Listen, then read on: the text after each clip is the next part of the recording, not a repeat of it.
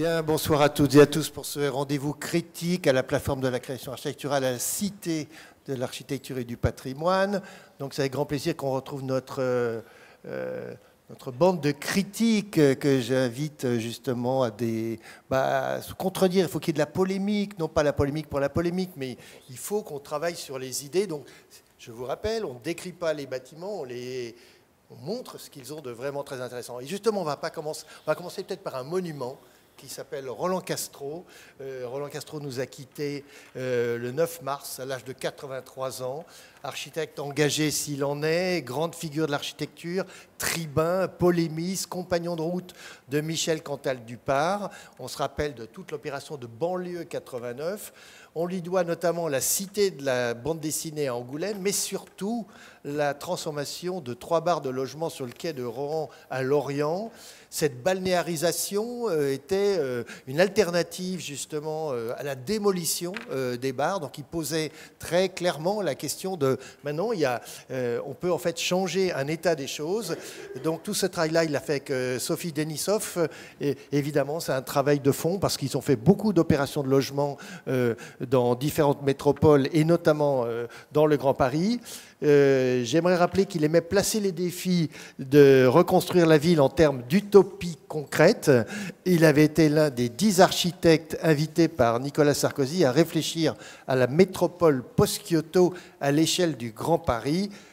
On avait présenté dans ces murs de la Cité de l'Architecture sa proposition, justement, qui montrait bien. Il est proposé notamment de déplacer un opéra, et de le mettre dans le port de Gennevilliers. Voilà.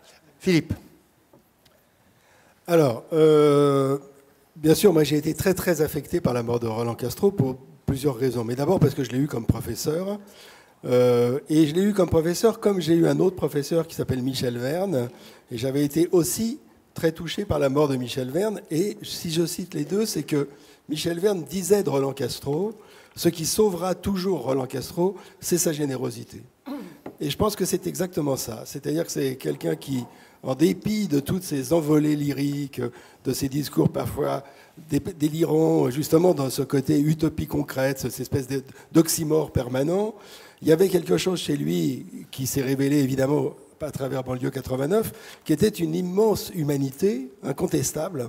Et ça, c'est quand même quelque chose de rare. Et il faut rappeler quand même que c'est comme ça qu'il a réussi à séduire François Mitterrand, qu'il l'a emmené visiter les banlieues en hélicoptère, qu'il a vraiment perçu ce qu'allait être le grand problème de ce qu'on appelle aujourd'hui les quartiers. Mais au-delà de ça, au-delà de cette question, il est vrai que Roland Castro, du point de vue de l'architecture, mis à part justement cette réhabilitation des barres de Lorient absolument remarquable et son travail sur Banlieue 89, on ne peut pas dire que les deux bâtiments principaux qu'il ait réalisés, la Bourse du Travail à Saint-Denis et le bâtiment de la Cité de la bande dessinée à Angoulême, soient des chefs-d'œuvre. On n'a jamais trouvé que c'était tellement... Mais ce n'était pas ça l'important chez Roland Castro.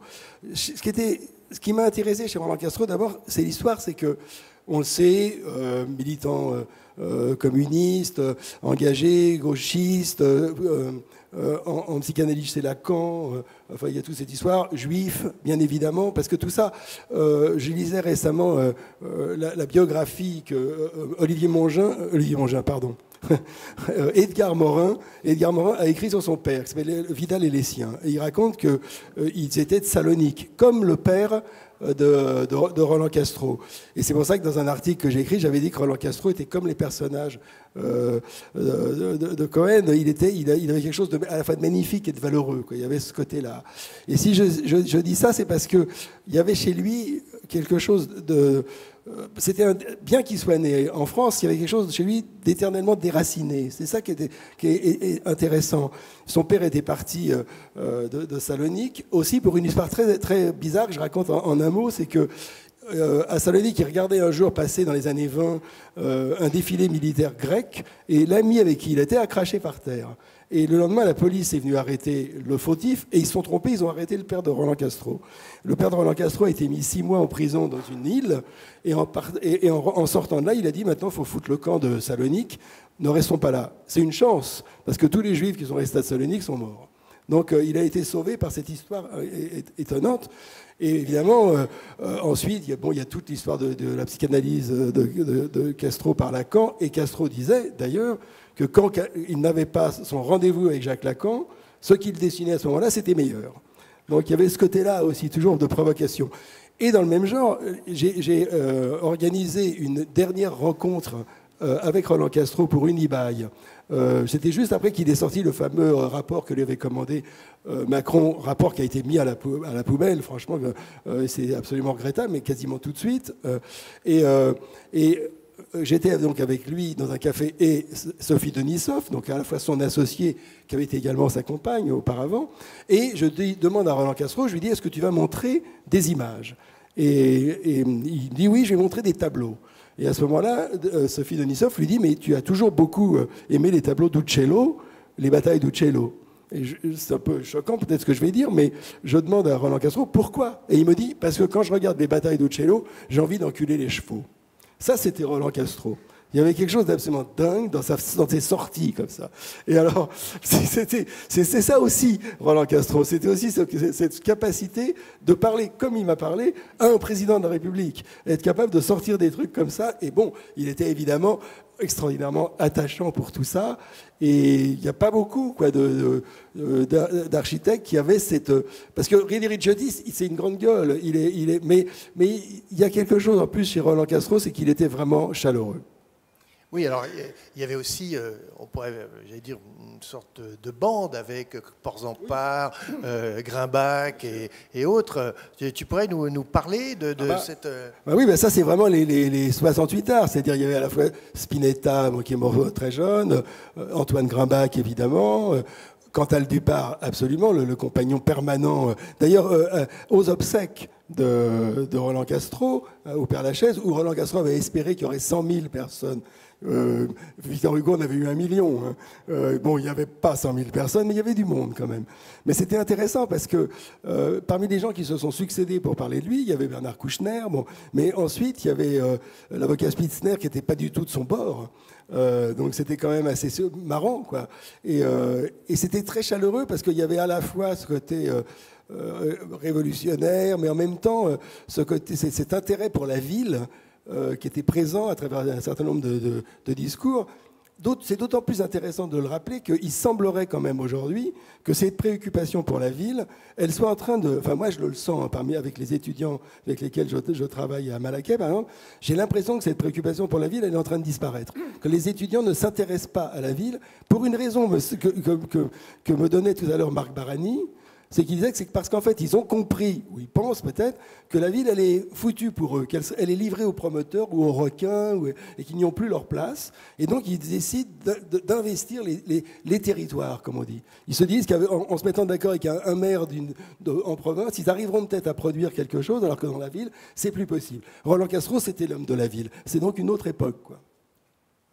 Isabelle.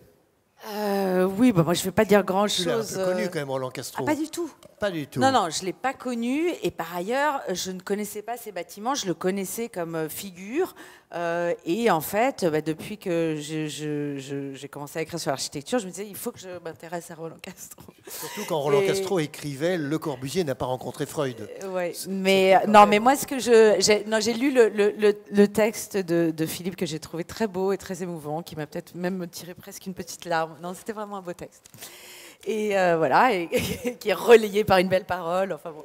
Donc j'ai pas grand-chose à ajouter. Non, si, parce que du coup, je me suis quand même plongée un peu dans son histoire, dans le personnage, etc., que je connaissais médiatiquement, comme ça, voilà, en surface, et qui avait un côté, en tout cas, quand on, voilà, de loin, un peu agaçant comme personnage un peu trublion médiatique, son côté un peu girouette politique, etc. Mais en fait, ce que je trouve assez beau dans son parcours, c'est que c'est vraiment donc un 68 art, comme tu disais, quelqu'un qui s'est inventé, qui s'est forgé à cette époque-là où l'architecture se revendiquait comme une discipline politique, une discipline voilà, de transformation urbaine, d'accompagnement aussi avec un potentiel de transformation sociale. Voilà. Et contrairement finalement à tant d'architectes de sa génération qui ont tout simplement... qui sont passés à autre chose, quoi, on va dire, qui ont un peu renoncé à ça, en même temps que cette idée de l'architecture comme pratique éminemment politique a disparu du discours, du débat public. Enfin, c'est quelque chose, enfin, c'est ce que tu dis avec tes étudiants, mais c'est quelque chose, voilà, c'est plus considéré comme un enjeu politique, le ministère, enfin voilà, c'est plus enfin, les architectes s'en plaignent, mais enfin c'est la réalité. Et lui, en fait, il a vraiment jamais lâché ça. Banlieue 89, c'est ça, son plan pour... Enfin, et ça explique aussi, finalement, cette manière un peu de manger à tous les râteliers, de servir tous les présidents. Moi, je ne sais pas où est-ce qu'il faut mettre le curseur entre un désir de... voilà, d'exister comme ça, ou en tout cas, je connaissais pas la personne, mais il y a quelque chose. Politiques. Par exemple, Christine Boutin sur. Mais je pense qu'il croyait à quelque chose. Elle l'écoutait. Roland Pasqua. Comment Pasqua. Pasqua aussi. Travaillait pour Pasqua. On voit bien que, en fait, il rassemblait tout le monde sur ses idées de la ville. C'est en fait ça. Et puis c'était des belles idées parce qu'effectivement, bon, lui, je dirais délibérément, il accordait peu d'importance à l'esthétique, et il y avait vraiment cette idée que portait Portzamparc, que portait Léon Krier, voilà, de faire une ville qui soit une ville aimable, qui soit une ville ludique, qui soit une ville généreuse, que voilà, ça rejoint aussi cette idée de générosité. Donc voilà, je regrette de ne pas l'avoir connu en réalité. Et voilà. Sophie, oui, alors toi tu l'as rencontré. Alors moi je l'ai rencontré de loin, mais en tout cas je me souviens de la première rencontre qui avait été marquante. Moi je venais d'être diplômée en architecture et je venais régulièrement à Paris pour voir des projets. Et il se trouve qu'au pavillon de l'Arsenal, il donnait une conférence. Donc c'était en 94. Et donc j'étais allée l'écouter. Alors c'est vrai qu'il a voilà, quand même une forme de charisme.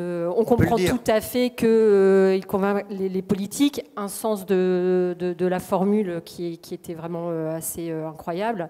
Donc là, cette conférence, je me souviens, j'avais relevé les architectes partagent un secret qui est lié à l'acte de bâtir, et ce secret, c'est d'échapper à la mort. Donc voilà, c'est très beau. Et puis à propos des banlieues, donc il parlait de sortir la France du désastre tribal. Mais par contre, moi je trouvais que ce qu'il avait présenté à la conférence, justement, c'était une vision complètement passéiste de la ville, et que voilà, qu'il y avait quand même beaucoup d'erreurs. C'était une période où nous, en tant que Lillois, on était en pleine ébullition de Rallil. Le Rallil, c'est quelque chose qu'ils ne comprenaient absolument pas. Le projet de Dominique Perrault pour la bibliothèque, ils ne comprenaient pas. Donc on ne peut pas construire quelque chose en étant tout le temps sur du contre, ou en ayant comme ça, en développant des idées passéistes. Parce que là, ils développaient à propos de la ville l'idée d'un baroque métropolitain. Et voilà, donc moi je le trouvais complètement dépassé, et je trouve que ça s'est aussi corroboré après dans les derniers projets qu'il a fait, qui sont quand même catastrophiques. Donc moi je passe toujours assez régulièrement à côté de la tour qu'il a édifiée à Aubervilliers, à côté donc le long de la nouvelle station de métro Front Populaire. Il y a tout un nouveau quartier qui s'est érigé. Et là, on peut imaginer très bien, donc il a construit pour Next City. Et on peut imaginer que Next City avait réussi à l'alpaguer, avait été meilleur que lui pour en faire la caution auprès de la maire communiste de l'époque, Myriam Derkaoui, pour pouvoir changer le PLU et construire ce bâtiment-là. Elle n'est pas si mal, la tour, hein. Enfin, je trouve. Bon, quand on regarde les plans de logement, enfin, elle est peut-être pas si mal, mais en tout cas, par rapport à ce que lui défendait, le fait que toute son idée sur le logement et l'habitat, c'est quand même lié à un combat social. Là, on n'y est pas du tout. On est dans une forme de gentrification qui va arriver. Ce sont des logements en accession, il faut quand même le dire. Ce sont des logements en accession. Donc, en fait, c'est des logements construits par Next City. Enfin, j'ai rien contre Next City, bien sûr. en accession, donc pour la petite bourgeoisie moyenne qui n'a plus les moyens de se loger à Paris. On sait à quoi ça mène. Donc il y a ça. Et puis alors après, l'idée du Central Park à la Courneuve, là c'est juste pas recevable. Donc dans un quartier populaire et à l'échelle du département, le parc de la Courneuve, c'est un lieu hyper important. C'est fréquenté par, c'est populaire. C'est un lieu populaire. C'est un lieu, c'est un superbe parc. Les gens y sont extrêmement attachés. Il y a beaucoup de gens qui passent leur journée l'été parce qu'ils ne peuvent pas partir en vacances. Donc venir, on sait très bien ce que ça, si son projet avait pu passer, on sait très bien ce que ça aurait pu donner. En fait, donc autour d'un parc de plusieurs hectares, ils voulaient recréer une couronne bâtie pour en faire un Central Park bis. Donc c'était évident que ça allait être un Batignolles bis à l'échelle du parc de la Courneuve. Donc ça, c'est tout à fait contestable. Ah, tout dépend de la programmation de ces bâtiments. Si ça avait été que du logement social, ça aurait une autre couleur. On sait la fabrication du logement aujourd'hui. Aujourd'hui, la question du logement, et là, ça aurait été intéressant de le voir se positionner un peu là-dessus aujourd'hui. La question du logement aujourd'hui et la question du logement social aussi, c'est la question du foncier. C'est d'abord la question du foncier. Richard. Oui, moi je suis un petit peu gêné de parler en dernier parce que je ne veux pas répéter ce qui a été dit, parce que moi aussi j'ai été étudiant de Castro, voilà, c'est ça. Donc je suis rentré à IP6 et c'est vrai que je suis tombé sur Castro, Montez, Verne. Et c'est vrai qu'au début je ne comprenais rien, parce qu'en plus que j'avais fait un premier cycle à Nantes et je ne comprenais rien à ce qu'il disait, parce qu'en plus c'est vrai que quand il critiquait les projets, en fait c'était de la critique. Voilà. Il n'y avait strictement aucune pédagogie. Et ça m'a beaucoup marqué effectivement par la suite, c'est-à-dire que plutôt que d'accompagner l'étudiant, de l'aider, de lui faire comprendre, de lui apprendre, de lui transmettre, tout de suite, ça a commencé par une critique extrêmement cassante. Mais ça m'a complètement marqué. C'est vrai que ça m'a peut-être forgé ensuite comme enseignant, parce que moi je pense effectivement qu'essentiellement, on doit pouvoir monter donc, un enseignement, pas autour de la pédagogie comme il le faisait, mais autour de la critique. Ça, c'est le premier point. Le deuxième point, pourquoi je m'étais inscrit avec Castro? Parce que Castro, moi, c'est vrai, je suis arrivé à l'école par, je sais pas quoi, parce qu'au lycée, j'étais vraiment fasciné par les situationnistes, tout ça, il parlait de ville, il parlait de tout ça, donc je me suis inscrit à l'architecture pour ça.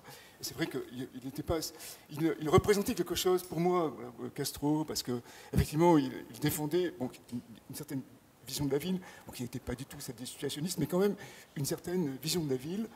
Et c'est vrai que ça, c'était vraiment étonnant à l'époque, parce que malgré tout, c'était dans les années 70, enfin au milieu des années 70, donc l'architecture, c'était encore effectivement des structures en béton, c'était encore des immeubles, et lui, tout d'un coup, et avec d'autres bien sûr, eh bien, il nous a appris à voir complètement autre chose, c'est-à-dire que plutôt que de voir les bâtiments comme des objets, comme des structures, eh bien, il nous a fait montrer. Donc, c'est pour moi ça. Il nous a montré que finalement l'architecture, c'était pas ça, quoi. C'était effectivement créer du vide. Et pourquoi créer du vide? Parce que justement, le vide, il est urbain. Et quelque part, il y a un pacte fondamental en Occident entre la ville et la démocratie. C'est ça. Je crois que c'est ça le truc. Voilà. Et après, bon, je suis un peu comme vous. C'est vrai que il nous parlait d'architecture révolutionnaire, il nous parlait de Golosov, il nous parlait de tas de choses comme ça, mais c'est vrai qu'il était dans les mots, quoi. Il était dans le slogan, disons, 68, c'est vrai qu'il arrivait, donc c'était toujours fascinant. C'est vrai que c'est court, c'était pas vraiment des phrases, quoi. C'était des successions de slogans, ces corrections, c'était des successions de slogans, et c'est vrai que c'était une manière comme ça, un peu aphoristique, voilà, de penser, d'enseigner, qui était super intéressante, mais son gros problème à lui, c'est qu'effectivement, il y en a d'autres. Je me rappelle, j'avais été vraiment saisi quand j'avais vu le livre de Fuxas, là, tu sais, le premier livre qu'il avait fait, parce que lui aussi il venait du gauchisme, et puis ses premières œuvres, si tu veux, c'était des trucs comme ça, des petites interventions dans les mairies communistes autour de Rome, et donc il faisait une place avec une faucille et un marteau, et donc Fuxas, il avait compris ce truc-là, il avait compris que tu pouvais faire des slogans architecturaux, tandis que Castro, le pauvre, il n'est jamais de sa vie arrivé. Voilà. Et après aussi, l'autre chose, c'est que, bon, voilà, dans ces années-là, c'est vrai qu'on voyait que la ville, on ne voyait pas le reste. Et d'ailleurs, je trouve que c'est un petit peu, comme tu l'as très bien dit, voilà, c'est un peu la situation aussi qu'on vit aujourd'hui, c'est-à-dire qu'il y avait donc les gens qui défendaient Du Corbusier, qui défendaient Niemeyer, et puis après, comme moi, c'est vrai, une fois, il y a un mec qui est venu chez moi, je crois que j'allais le jeter par la fenêtre parce qu'il me faisait l'apologie de Niemeyer. Tu vois, c'était un truc, on n'arrivait plus à comprendre cette architecture-là, et on était là-dedans, on faisait du vide, on faisait du mobilier urbain, on faisait des squares, voilà, on était complètement là-dedans, et justement mais surtout par ça, parce que ces espaces-là, ce sont des matrices, voilà, de la démocratie. Voilà, donc, voilà. Et aussi, ce qui était vraiment étonnant, c'est ça, c'est ce combat entre les modernes et puis les urbains. Voilà, je trouve qu'il a assez bien incarné. Je me rappelle, à la télé, il y avait un débat entre lui et Parent. Mais Parent, il est sorti minable, parce que, en fait, voilà, Parent, il était complètement démodé. Et puis, effectivement, la pensée, disons, à cette époque-là, c'était effectivement un retour à la ville, un retour aux valeurs urbaines. Et d'ailleurs, c'est presque un paradoxe, parce qu'avant 68, voilà, les révolutionnaires dont parle Michel Dragon, là, dans Où vivrons-nous demain, c'est des mecs qui on construisait sous la Seine, on faisait des bâtiments comme ça. Et tout ça, ça a été balayé d'un coup. Et les révolutionnaires de 68, au lieu de faire des bâtiments pour vivre différemment, pour vivre autrement, voilà, pour vivre demain, eh bien, ils sont tous revenus à la ville, que ce soit Castro, que ce soit Montès, que ce soit Port-en-Part, enfin, que ce soit des tas d'autres. Ça m'a toujours fasciné. Et quelque part aussi, ça a été un piège dans lequel Castro s'est enfermé, parce que tout à l'heure, tu parlais de son projet pour le Grand Paris. Hein, c'est vrai que... C'est aussi ce qui est très paradoxal, c'est que voilà, le mec, c'est un révolutionnaire, et qu'est-ce qu'il fait pour le Grand Paris? Putain, il fait un projet haussmannien, quoi. Il fait le Paris Haussmann, mais à l'échelle du Grand Paris, quoi. Là, il y a des axes, il y a des monuments, et voilà, il était complètement pris là-dedans. Et je me rappelle aussi que j'avais rendu compte dans ma revue d'un projet pour la dalle de la Défense. Alors tous les autres avaient fait des trucs hyper inventifs, comme Rem Koolhaas, il avait découpé la dalle de la Défense, il avait transformé en aéroport, et puis les tours, c'était comme les avions qui venaient se connecter à l'aéroport pour s'envoler dans le ciel. Tandis que Castro, lui, qu'est-ce qu'il a fait? Il avait proposé, donc, encore une fois, sur la dalle, un boulevard haussmannien avec des arbres. Voilà, c'était un peu sa limite. Voilà. Oui, enfin, c'était une culture de la ville, et puis il pensait qu'il fallait peut-être que toute cette décennie d'architectes, ou même, on peut dire,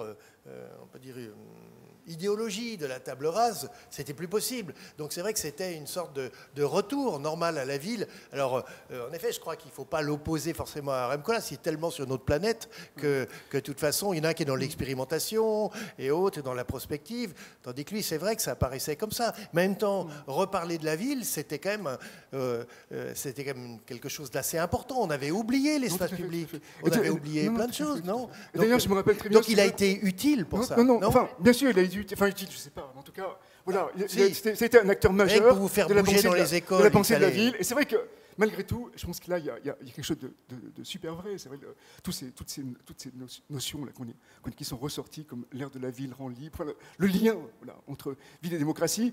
Et je trouve que c'est très juste ce que tu dis. C'est vrai qu'aujourd'hui, on n'est plus dans la ville, putain, on est dans les territoires. Quoi. Et là, c'est dans les territoires, il y a la démocratie. Ben, je ne pense pas. Quand tu vas en Russie, par exemple, tu vois, c'est des gigantesques territoires. Il n'y a pas de ville là-bas. Hein, c'est pas trop démocratique, tu vois. Voilà. Donc, il y avait cette idée, il y avait cette idée-là. Et je me rappelle une fois, dans son cours, il avait critiqué le bâtiment de Niemeyer, le bâtiment du Parti communiste. Du Parti communiste, voilà. Tu vois. Et donc, il avait dit que voilà, ce bâtiment, il était horrible parce qu'en fait, Niemeyer, il n'avait rien compris. L'important, ce n'était pas de faire un objet, c'était effectivement de terminer la place du colonel Fabien, parce que cette place, elle a une forme très particulière, elle est très dessinée, c'est un ovale qui est dans l'axe du métro, et c'est vrai que ce qu'a fait Niemeyer à la place du colonel Fabien, il a retué une deuxième fois en lui tirant une balle dans la tête, le colonel Fabien, quoi, c'est clair, tu vois. Voilà, là, elle reviendra jamais comme ça. Voilà, et aussi, ce que je trouve aussi aujourd'hui, c'est pour ça que c'est bien de reparler de ça, c'est parce que, voilà, à cette époque-là, il y avait cette pensée de la ville, voilà, très bien. Et c'est vrai, comme tu l'as très bien dit, c'est vrai qu'aujourd'hui, effectivement, c'est plus la pensée de la ville, c'est la pensée écologique, voilà, c'est tout à fait autre chose, mais quelque part, Voilà, c'est formidable que ça puisse se renouveler comme Mais ça. justement, les deux peuvent se croiser quand même. Enfin, se On croiser, attend non, de la mais- ville qu'elle soit écologique. Non, mais tout n'est pas dans tout. Non, mais c'est bien. oui, c'est pas- Non, mais tout n'est pas dans tout. Tout n'est pas dans tout. Mais c'est bien comme ça que. Bon, il faut les temps changent. Hein, il y a des pensées qui émergent. Il y a des choses qui s'affirment. Hein, moi, j'ai vécu cette période de la ville. Après, j'ai eu beaucoup de mal, en fait, à m'en sortir parce qu'après. Bon, Niemeyer, je l'ai vu, j'ai vu ces bâtiments, tout ça, mais tu vois, il a fallu presque que je me rééduque, voilà, après. Voilà. Hein, et aujourd'hui, je pense que c'est un petit peu pareil pour les gens qui sont plongés complètement dans l'écologie, mais avant qu'ils se rééduquent, c'est bien qu'ils se plongent complètement et qu'ils fassent quelque chose donc, de ça. Oui, Philippe, je dernier mot très oui, court. j'ajoute deux choses très courtes. Évidemment, tu as évidemment raison de rappeler que ville et démocratie, pour Roland Castro, c'est absolument lié. Et d'ailleurs, il faut rappeler deux choses. C'est quand même pour l'histoire de l'esthétique. C'est vrai que moi, je n'ai jamais trouvé que c'était un grand esthète. En revanche, quand il disait que partout où c'est moche, ça vote soit RN, soit ça vote pas. Il y avait quelque chose là de très fort quand même dans cette idée. Et puis il y avait aussi quand même cette idée importante qu'il est quand même l'un de ceux qui a montré qu'il ne fallait pas raser forcément les cités dans lesquelles avaient vécu des tas de gens, que c'était les assassiner une deuxième fois que d'annihiler leur mémoire, qu'il valait mieux peut-être essayer de sauver leur espace en l'aménageant plutôt qu'en le faisant disparaître, quoi. Juste un dernier Alors, un mot tout dernier, parce qu'on a- voilà, pour rebondir sur ce que disait Philippe. Il avait quand même développé une idée qui est très intéressante et qui était très nouvelle à l'époque, de dire un bâtiment est réussi quand il renvoie à l'habitant une bonne image de lui-même. Et ça, c'est très juste et c'est très intéressant. Alors, je voudrais conclure cette séquence nécrologique quand même en ayant une pensée particulière pour Bernard Barthaud, architecte à Nantes, qu'on a connu tous à Nantes, qui est disparu le 22 mars, quelques jours après Roland Castro, à 86 ans. C'était un homme extraordinaire, un artiste, architecte, on peut dire, donc un tout autre travail, pas du tout, mais voilà, je voudrais on n'a pas le temps d'en parler, mais je voulais pas qu'on l'oublie. Alors, on change complètement de... Hop. Et on arrive au Pritzker. Donc le Pritzker, à chaque fois, est l'objet de commentaires, de mise en perspective et autres. Donc je rappelle le film.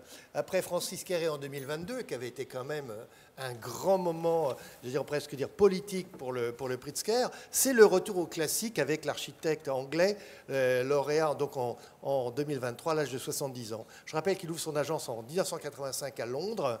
Il est connu pour un travail assez exceptionnel sur le détail, l'art de construire. En fait, bref, je dirais tout simplement l'architecture.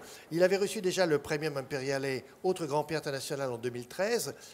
Et quand même, dans son travail, s'il y a bien quelque chose qu'on peut souligner, c'est le Neues Museum de Berlin. Exceptionnel travail de fond sur l'île des musées. C'est un travail qui a duré au moins 15 ans avec toute la difficulté de venir œuvrer dans le patrimoine avec finesse comme il a si bien le faire. Ça lui a valu d'ailleurs le prix Mies van der Rohe en 2011. Et puis on se souviendra aussi on n'oublie pas qu'il a transformé les Procurati Vecchie sur la place de Saint-Marc à Venise. Donc la Biennale, pour ceux qui n'ont pas encore vu cette œuvre, les visiteurs pourront y aller. Et on n'oublie pas non plus qu'à Paris, pas si loin, au bord de la Seine, il a transformé le bâtiment de la Prade, la cité administrative, on lui a donné une toute autre vie selon un programme, en effet, dont on avait discuté sur cette table. Alors, Sophie. C'est toujours intéressant de mettre en lien les différents Pritzker les uns avec les autres. Donc ces dernières années, on était vraiment dans une défense de l'écologie qui passe par des matériaux pauvres, des bâtiments qui sont produits à moindre coût. Même si c'est des œuvres très intéressantes, je fais référence à Kéré l'année dernière et à la Caton Vassal, à Ravenna encore l'année avant la Caton Vassal, j'avais été un peu... non, bien avant. Bien avant. Ouais, encore peut-être 5 ou 6 ans. J'ai été nettement plus critique. Mais enfin bon, en tout cas, de toute façon, on sait que l'architecte qui aura un Pritzker, c'est un architecte qui défend des valeurs écologiques.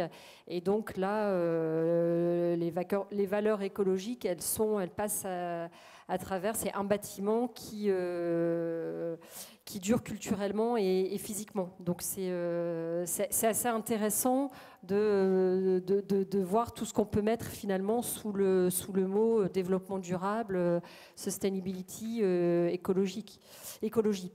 Alors néanmoins, moi je trouve que ça tombe très très bien que ce soit Chipperfield qui était lauréat cette année, puisque c'est quelqu'un qui travaille pour pas mal de ces bâtiments sur la trame porteuse en façade. Et quand on voit toute sa production, il faut vraiment regarder en détail. Il a une production énorme, tous les programmes, pas mal d'échelles différentes. Et il arrive à développer à rester tout le temps très inventif et à développer une très grande expressivité formelle, alors qu'il reste quand même dans un système géométrique extrêmement rigide. Donc dans la grille, dans la trame, il arrive à être très inventif au niveau de ses matériaux, la façon dont il va l'assembler, dont il va venir creuser certains joints. Donc je trouve que c'est très, très, très intéressant, très riche à regarder, puisque aujourd'hui ça tend quand même à devenir une forme d'architecture générique et quand même parfois une pauvreté formelle. On frôle quelquefois l'indigence avec cette question de la trame. Donc ça c'est une chose. Bon, il a un parcours, il a plus besoin de lisibilité maintenant, mais c'est vrai que c'est quelqu'un qui a été très longtemps méconnu dans son pays, puisque Charles III et Margaret Thatcher ne portaient pas du tout l'architecture contemporaine.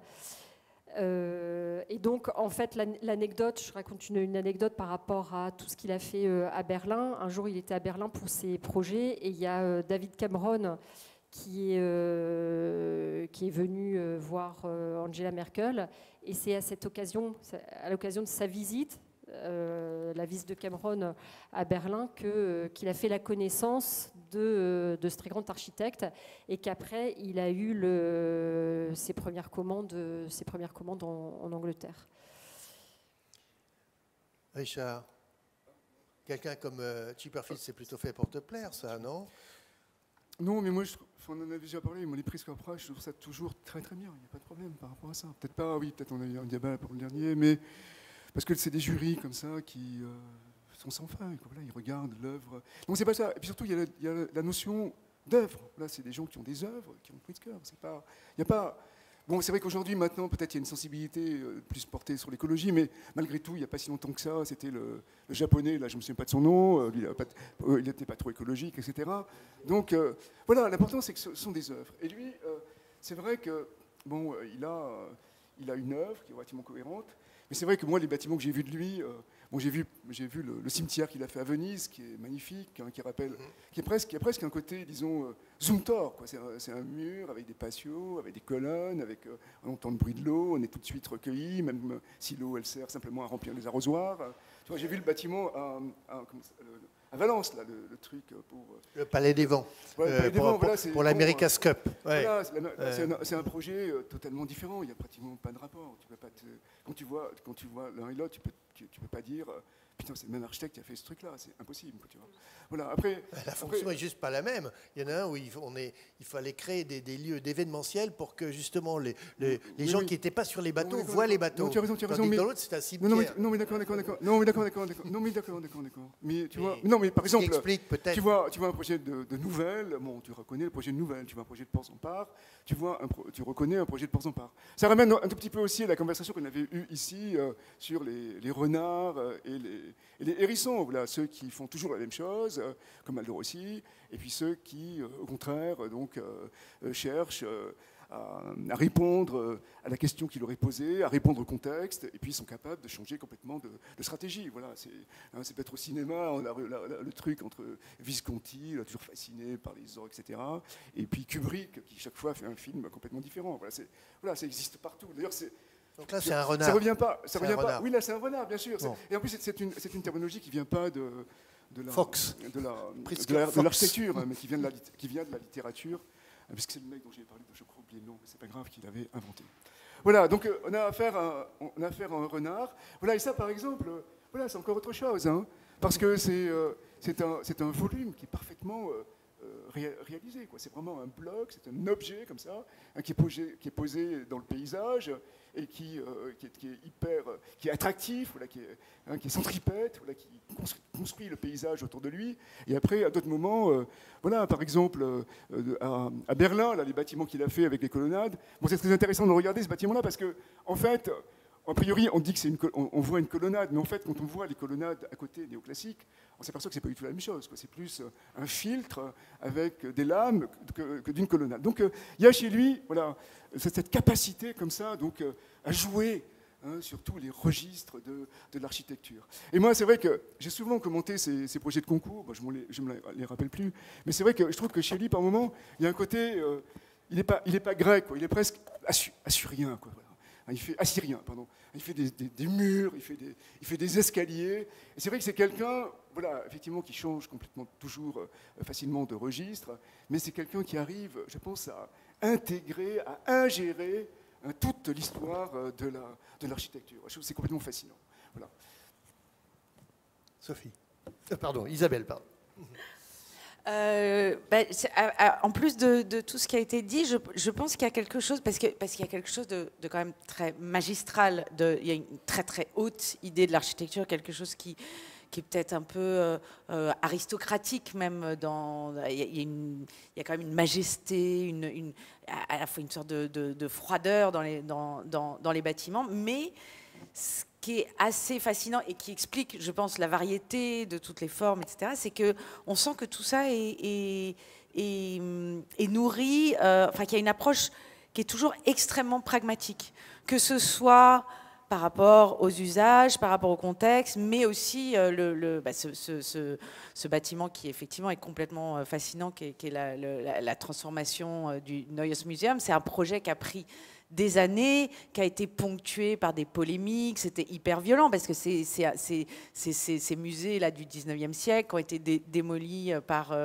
les bombardements pendant la Deuxième Guerre mondiale, et lui, il va donc transformer, c'est le moment en fait où voilà, c'est son premier projet de réhabilitation de monuments historiques, et c'est probablement celui-là qui lui vaut le prix Pritzker aujourd'hui, celui-là et la démarche, hein, parce que mais tu as raison de parler de souligner ça. Et là, il y a eu, il s'est vraiment, il s'est nourri à la fois du débat public, des attaques, il a énormément écouté, discuté, remis sur le tapis, et le résultat est vraiment fascinant, quoi, parce qu'on garde les blessures, les traces de l'histoire, et ça s'accompagne d'un luxe on a l'impression qu'il n'y a pas une poussière qui a été laissée au hasard, et en même temps on va en garder certaines, et le tout est complètement monumental, et il y a une intelligence de l'histoire, il y a une intelligence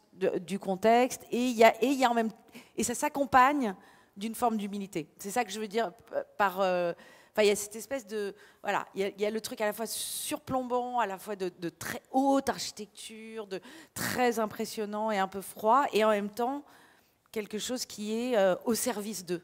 Tu as raison de souligner ça, parce que lui-même dit, que c'est un travail qui lui a travail sur le musée lui a coûté vraiment beaucoup d'énergie, et on voit à quel point il était dans le dialogue avec la maîtrise d'ouvrage, avec les utilisateurs, avec les conservateurs. Et le projet, il dit toujours... C'était terrible pour moi, mais en fait, le projet il est devenu mieux parce qu'on l'a fait ensemble. Et pareil pour la restauration de la Neues National Gallery, où là, il s'est complètement effacé. Bon, en même temps, c'est un honneur, hein, de pouvoir restaurer je ne vais pas le plaindre, mais là aussi, c'est quand même un projet qui a pris, je ne sais pas, 15 ans. Très très longtemps, hein, facile. Et pour lequel il s'est... Voilà, il s'est mis au service intégralement de l'œuvre et de l'histoire. Il avait la chance de travailler avec Nefertiti, c'est quand même pas mal, imagine. la mettre en scène, là, au bout de la salle. C'est quand même... imagine pour un architecte ce que c'est, la responsabilité. Alors, formidable. Mais il a été formé chez Rogers et Foster, et il raconte que durant ses années de formation au sein de leur agence, ce qu'il avait principalement appris, c'était donner plus que ce qu'on lui demande.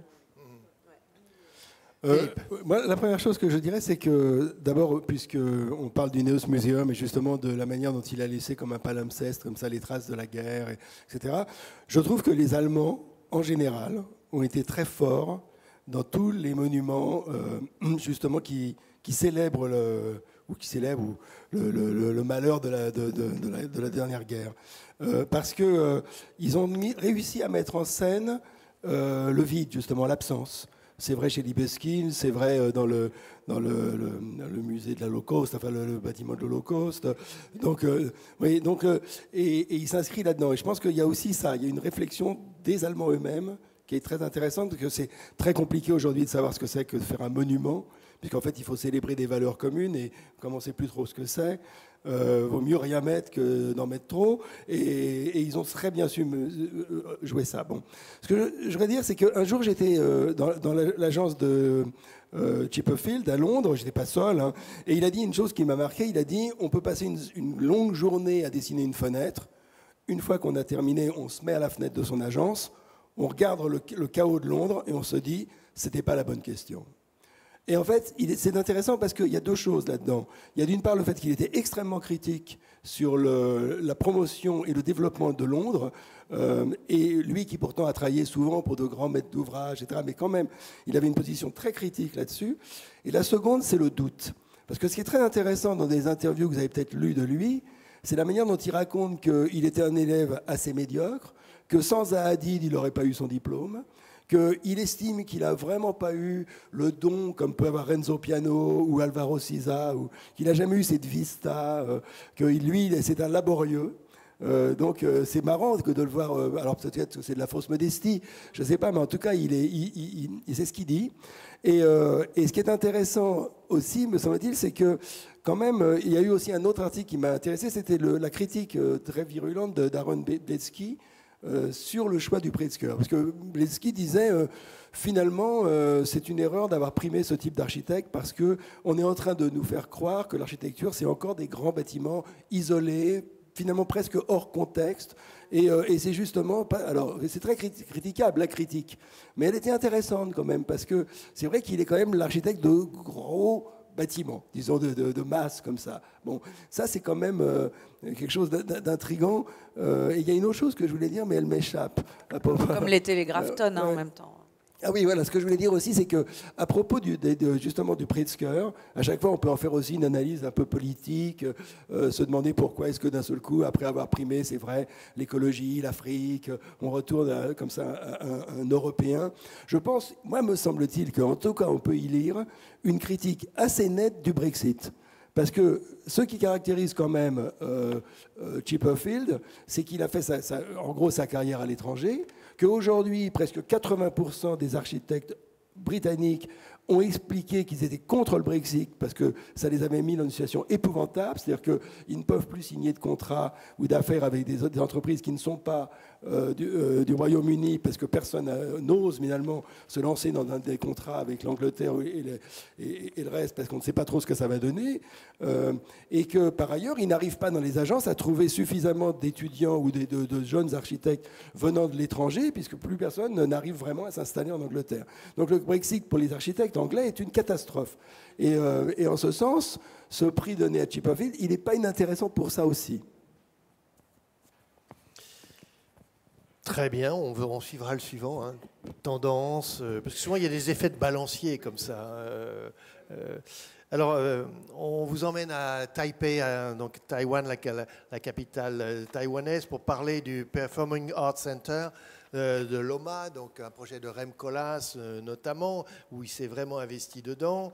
C'est un projet, il a déjà 14 ans, il faut replacer les choses dans le temps toujours. Hein. Alors en dialogue avec la puissance des infrastructures, très présente dans la capitale taïwanaise, je le souligne, le bâtiment en fait a la particularité d'exploser le cadre. 3 salles qui composent le lieu culturel sortent de l'enveloppe pour articuler des volumes suspendus. En décollant ainsi les éléments de programme du sol, l'équipe de Rem Koolhaas libère de l'espace public. Et ça, c'est un des points les plus importants. Après l'avoir merveilleusement mise en œuvre sur la prismatique Casa della Musica à Porto, vous vous souvenez tous, Loma met en scène la théâtralisation des escaliers et des volumes. Il en résulte la fabrication d'une boîte à outils offerte aux concepteurs de spectacles et de performances qui peuvent ainsi utiliser le lieu pour inventer des spectacles, parce qu'en fait, les salles peuvent être mises en continuité les unes avec les autres, et c'est là où il se passe quelque chose, tout dépend des programmateurs. Donc là, on ne peut pas nier que ce bâtiment culturel est déjà un spectacle en soi. Alors, Isabelle. Ah bah, gros enthousiasme pour Taïwan. Je vais pas m'attarder là-dessus, mais c'était mon premier voyage, et c'est vraiment un pays extrêmement excitant. Et attachant. Et donc ce monument, on peut parler de monument, je pense, là-dedans, qui est une réussite totale. Alors, il y a tellement de choses à dire.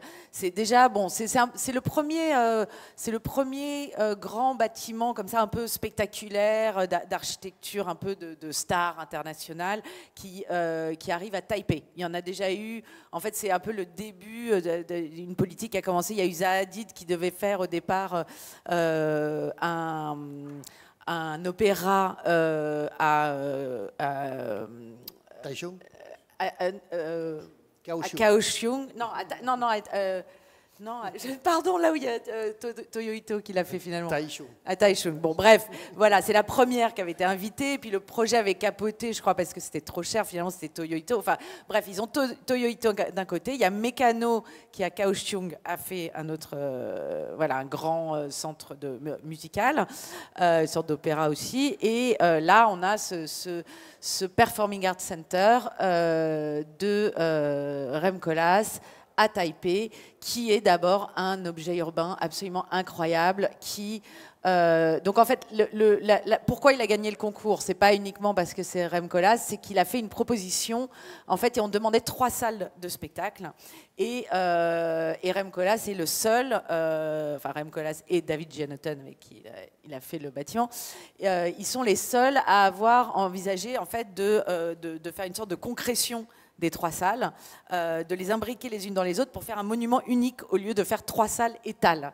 Ce qui permet donc, comme en plus il les monte comme ça sur pilotis, de libérer un espace public complètement génial, parce que à moitié à l'ombre, parce que en fait il libère cette parcelle et donc il crée un vide. Richard parlait de vide tout à l'heure, qui finalement va mettre le bâtiment à l'échelle de cet espace assez fou dans lequel il s'intègre, puisqu'on est entre une énorme colline qui est remplie de forêts vierges comme ça d'un côté. Il y a le marché de nuit, et tout un quartier un peu bouillonnant comme ça, commercial, un peu traditionnel d'un côté. Il y a des immeubles d'habitation un peu de luxe de l'autre, et on a cette espèce d'ovni là, qui s'impose au milieu, qui dans la journée finalement reprend un peu les couleurs de la ville. Il est couleur un peu béton, il est couleur un peu, ses vitres reflètent comme ça toutes donc il choque pas du tout. À la fois il est visible, mais il s'intègre d'une manière finalement assez tranquille. Et la nuit, c'est cette luciole comme ça, qui a toutes cette espèce de kaléidoscope de teintes qui devient une sorte de créature magique qui vient animer le lieu. Donc il y a ça, quoi. C'est ça déjà sur le plan urbain. C'est fou, c'est génial, c'est un activateur urbain. Ils ont en plus réussi à mettre une bouche de métro qui est exactement, qui reprend les codes du bâtiment sur le. Enfin, voilà, ça transforme, ça dynamise cette partie de la ville d'une manière hyper excitante. En fait, c'est un objet hyper excitant. Et quand on rentre à l'intérieur. Donc là, bon, il y avait l'idée, je ne sais pas si vraiment c'est comme ça qu'on le perçoit, mais il y avait l'idée de faire rentrer la ville aussi à l'intérieur du bâtiment, puisque finalement les premiers niveaux, ils sont ouverts au public. Donc il y a cette idée d'un peu d'activateur urbain qui se qui est censé en tout cas se traduire à l'intérieur. Bon, c'est pas forcément ça qui moi m'a le plus enthousiasmé. Ce qui m'a le plus enthousiasmé, c'est vraiment le côté bâtiment-machine, quoi. Donc on retrouve la syntaxe colassienne qui est un peu poussée à son point d'incandescence, quoi. C'est magnifique. On a à la fois les tuyauteries, la machinerie apparente d'un côté, en même temps ça c'est près des salles. Quand on est finalement dans les espaces les plus publics, on va avoir des matériaux comme du marbre, enfin des choses hyper luxueuses à certains endroits, hyper brutes de l'autre. On a ces 3 salles qui sont complètement différentes. La salle ronde là, qui est extraordinaire, qui est voilà, là, une salle toute ronde, toute bleue. Là aussi, c'est une excitation. Il y a une diversité de propositions. En fait, je ne sais pas si on peut tout faire, mais l'idée, c'est aussi d'offrir quand même une salle de spectacle qui soit adaptée à ce que c'est l'art vivant au XXIe siècle. On a, comme on avait à Meisenthal, 2 salles qui vont pouvoir, dont les estrades vont pouvoir s'ouvrir l'une sur l'autre.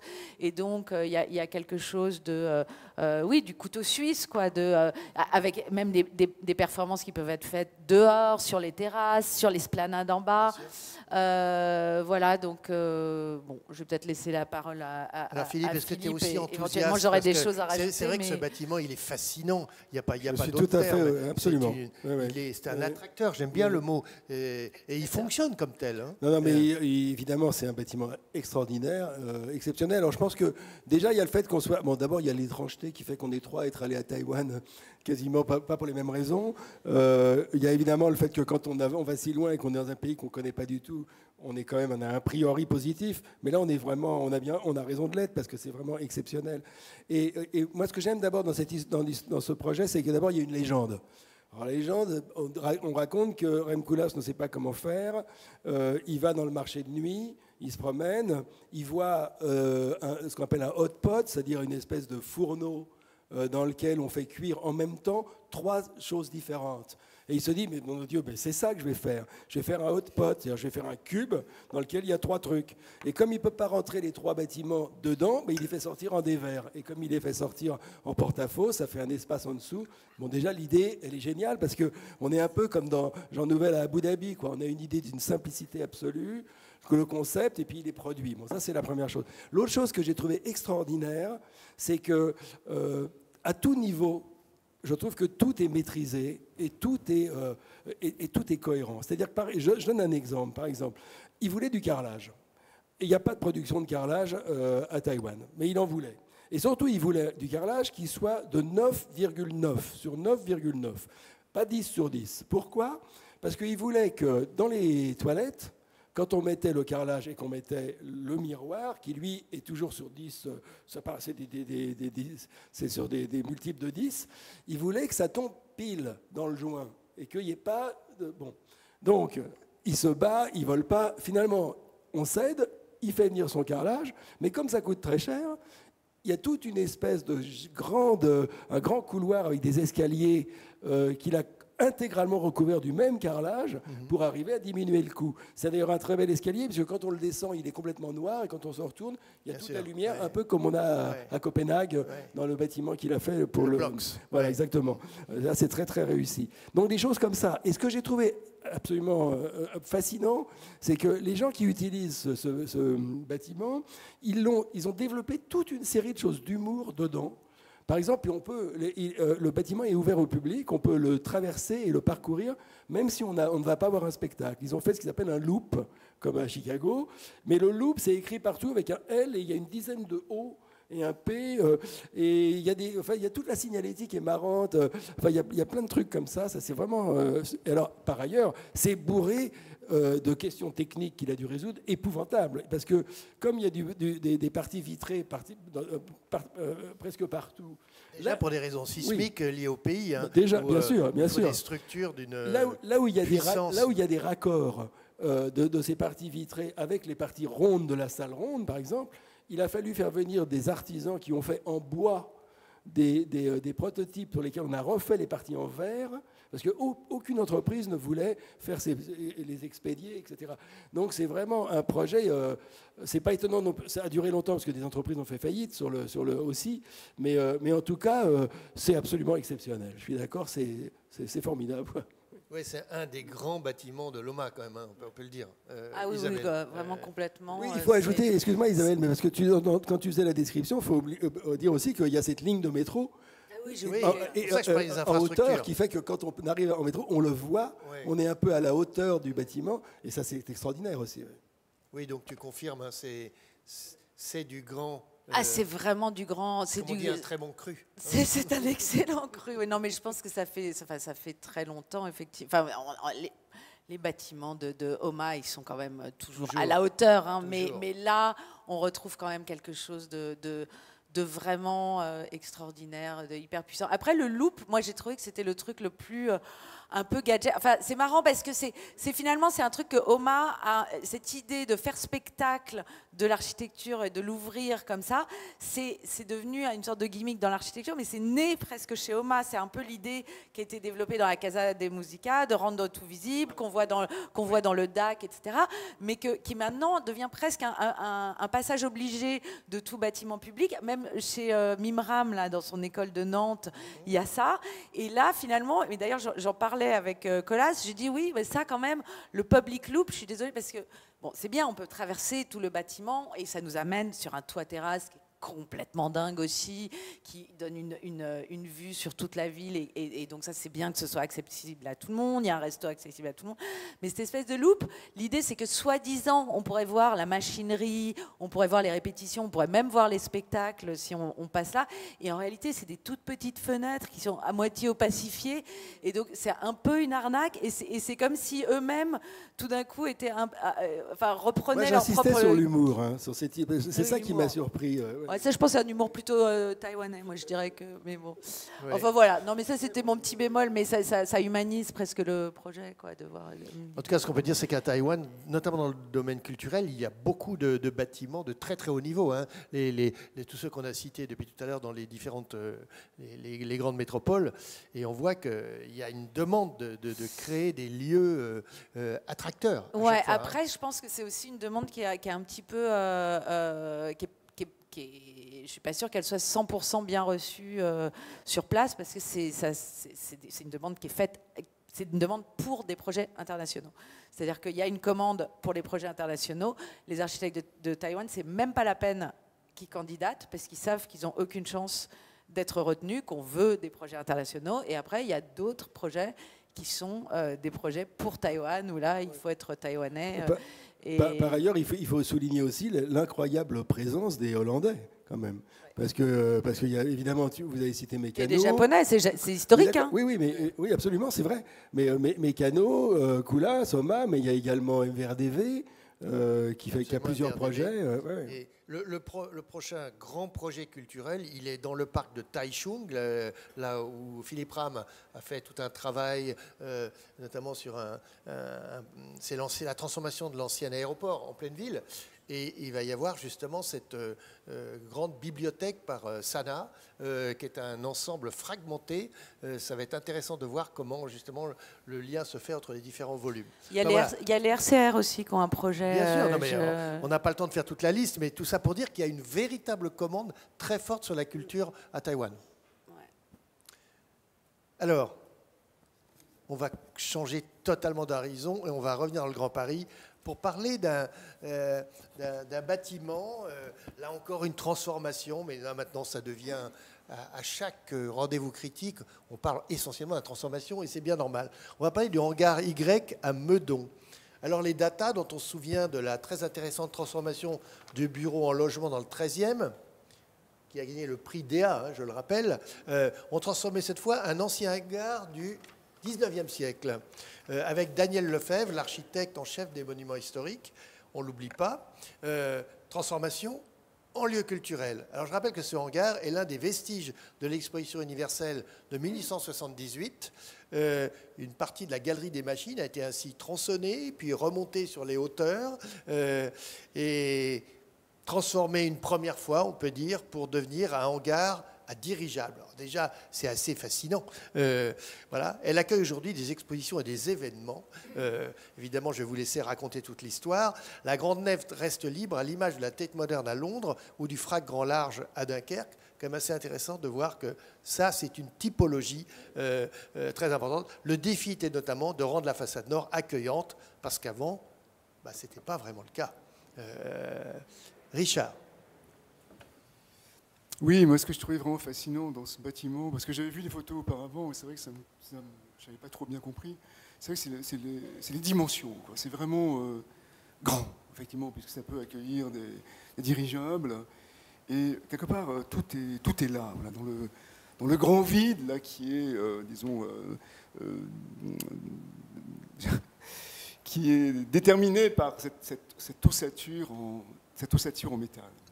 Et leur intervention, c'est vrai que, bon, on a parlé beaucoup de modestie à propos de Chipperfield, mais c'est vrai que leur intervention, elle est intéressante parce que, justement, comme c'était un bâtiment classé, ils ne pouvaient pas du tout toucher à cette structure.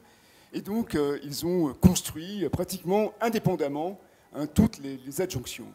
Alors, les adjonctions, ce sont d'abord 2 mezzanines qui sont autour de la nef, qui permettent d'avoir des expositions, parce que bien sûr, la nef, elle est restée totalement libre.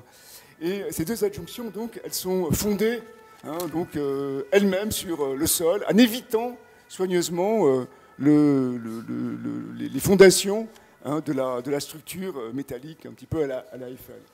Et ça, c'est vrai que c'est un truc qu'ils ont déjà fait, puisque donc, à côté de l'école, mon école d'architecture, l'école d'architecture Paris-Val-de-Seine, ils ont travaillé sur la maison du directeur. Et là, c'est pareil, donc ils ont laissé complètement la coquille en briques de la maison, et puis dedans, donc, ils ont creusé, et puis ils ont fondé d'une manière totalement autonome une structure avec d'audacieux porte-à-faux. C'est le premier point. Et ensuite, comme le morceau le plus important, enfin le truc le plus important, c'est la façade en verre qu'on voit là. Parce qu'en fait, cette façade en verre, voilà, exactement comme les mezzanines, elle touche pratiquement, enfin, elle est totalement autonome structurellement, c'est-à-dire qu'elle ne touche pas à la façade, puisque comme les mezzanines, donc, elle peut être enlevée. Et donc, elle est très monumentale, mais elle se porte elle-même. Et donc, c'est vraiment un objet en soi, c'est vraiment une architecture en soi, parce qu'il y a les grandes portes que l'on voit, là, qu'on voyait tout à l'heure, elles peuvent s'ouvrir, donc on peut les repousser. Et surtout, ce qui est très beau aussi, on ne le voit pas, mais ce sont des portes coulissantes qui sont extrêmement importantes. Quand on arrive devant la façade, on ne sait pas trop ce qui va se passer, si la porte va s'ouvrir ou pas, et elles coulissent latéralement et elles disparaissent donc dans les ailes du bâtiment. Voilà, c'est vraiment une façade, oui, construction, une façade bâtiment. Et je trouve que là où ils ont été super balèzes, c'est que finalement, quand on la regarde dehors, si vous voulez, on a l'impression que c'est un rideau qui est suspendu à la structure, parce que le verre, vous voyez, il vient au nu de la structure. Et puis, quand on la regarde de l'intérieur, on comprend la profondeur de la structure qu'il apporte. Voilà, c'est à la fois pas grand-chose, mais bon, ok, c'est quand même extrêmement maîtrisé, et c'est vraiment intéressant qu'on puisse en parler. Isabelle. Alors vraiment, ils m'ôtent les mots de la bouche. Ils sont, voilà, il n'y a pas grand-chose à dire de plus. À part, effectivement, enfin moi je suis d'accord, hein, c'est vraiment, on rentre là et cet espace, cette grandeur, c'est juste, déjà c'est une expérience, c'est une expérience exaltante, quoi. Enfin, on est vraiment, il y a quand même, on n'a pas souvent la chance de se retrouver. Je sais pas, c'est une formidable expérience et ils ont en fait, leur travail, voilà, a consisté à valoriser finalement le lien avec l'extérieur, avec le paysage, et ils ont fait ça de manière remarquable, quoi. Et cette façade c'est-à-dire qu'elle est à la fois transparente, elle est à la fois quelque chose qu'on peut escamotable, et en même temps, ce qui est très beau et dont on s'est d'autant plus aperçu quand ils ont fait pivoter les grandes portes, c'est qu'il y a un poids comme ça, il y a quelque chose de très lourd, juste dans la... En fait, tout est sensation, quoi, dans cet endroit, et c'est ça qui C'est ça qui le rend excitant, alors qu'effectivement, bon, voilà, on est dans ce hangar. On sent, c'est un poids nouveau, c'est un nouveau poids de l'architecture, parce que c'est un poids qui est plus lourd, j'ai l'impression finalement, qui donne une impression de force peut-être plus marquée que l'architecture de ce hangar qui, au fond, donne plutôt une impression de légèreté, au fond, tout ce vide, et qui en même temps incarne un peu ou matérialise le poids de l'histoire. Parce que c'est ça qui est beau, en fait, c'est ça qu'on aime dans ces transformations de bâtiments. C'est les bâtiments eux-mêmes, parce qu'on savait faire de l'architecture à une époque, mais c'est aussi les histoires qu'ils portent dans leurs murs, quoi. Et là, l'histoire, c'est vrai, elle est géniale, tu t'en parlais tout à l'heure, mais c'est un bâtiment qui est fait à partir d'éléments de l'exposition universelle de 1879. C'est un bâtiment où il y a eu d'où est parti le premier vol mondial de dirigeables, où on a construit après, pendant la Première Guerre, des ballons captifs, qui est devenu après un musée de l'air et de l'espace pour valoriser le savoir-faire aéronautique français. Où Chagall a peint le plafond de l'Opéra de Paris. Quand même. Voilà. Après, ce qui est un peu, je ne sais pas s'il faut dire que c'est triste, mais c'est quand même un signe de l'époque, un signe des temps, quoi, qui est que ce bâtiment, il a été racheté.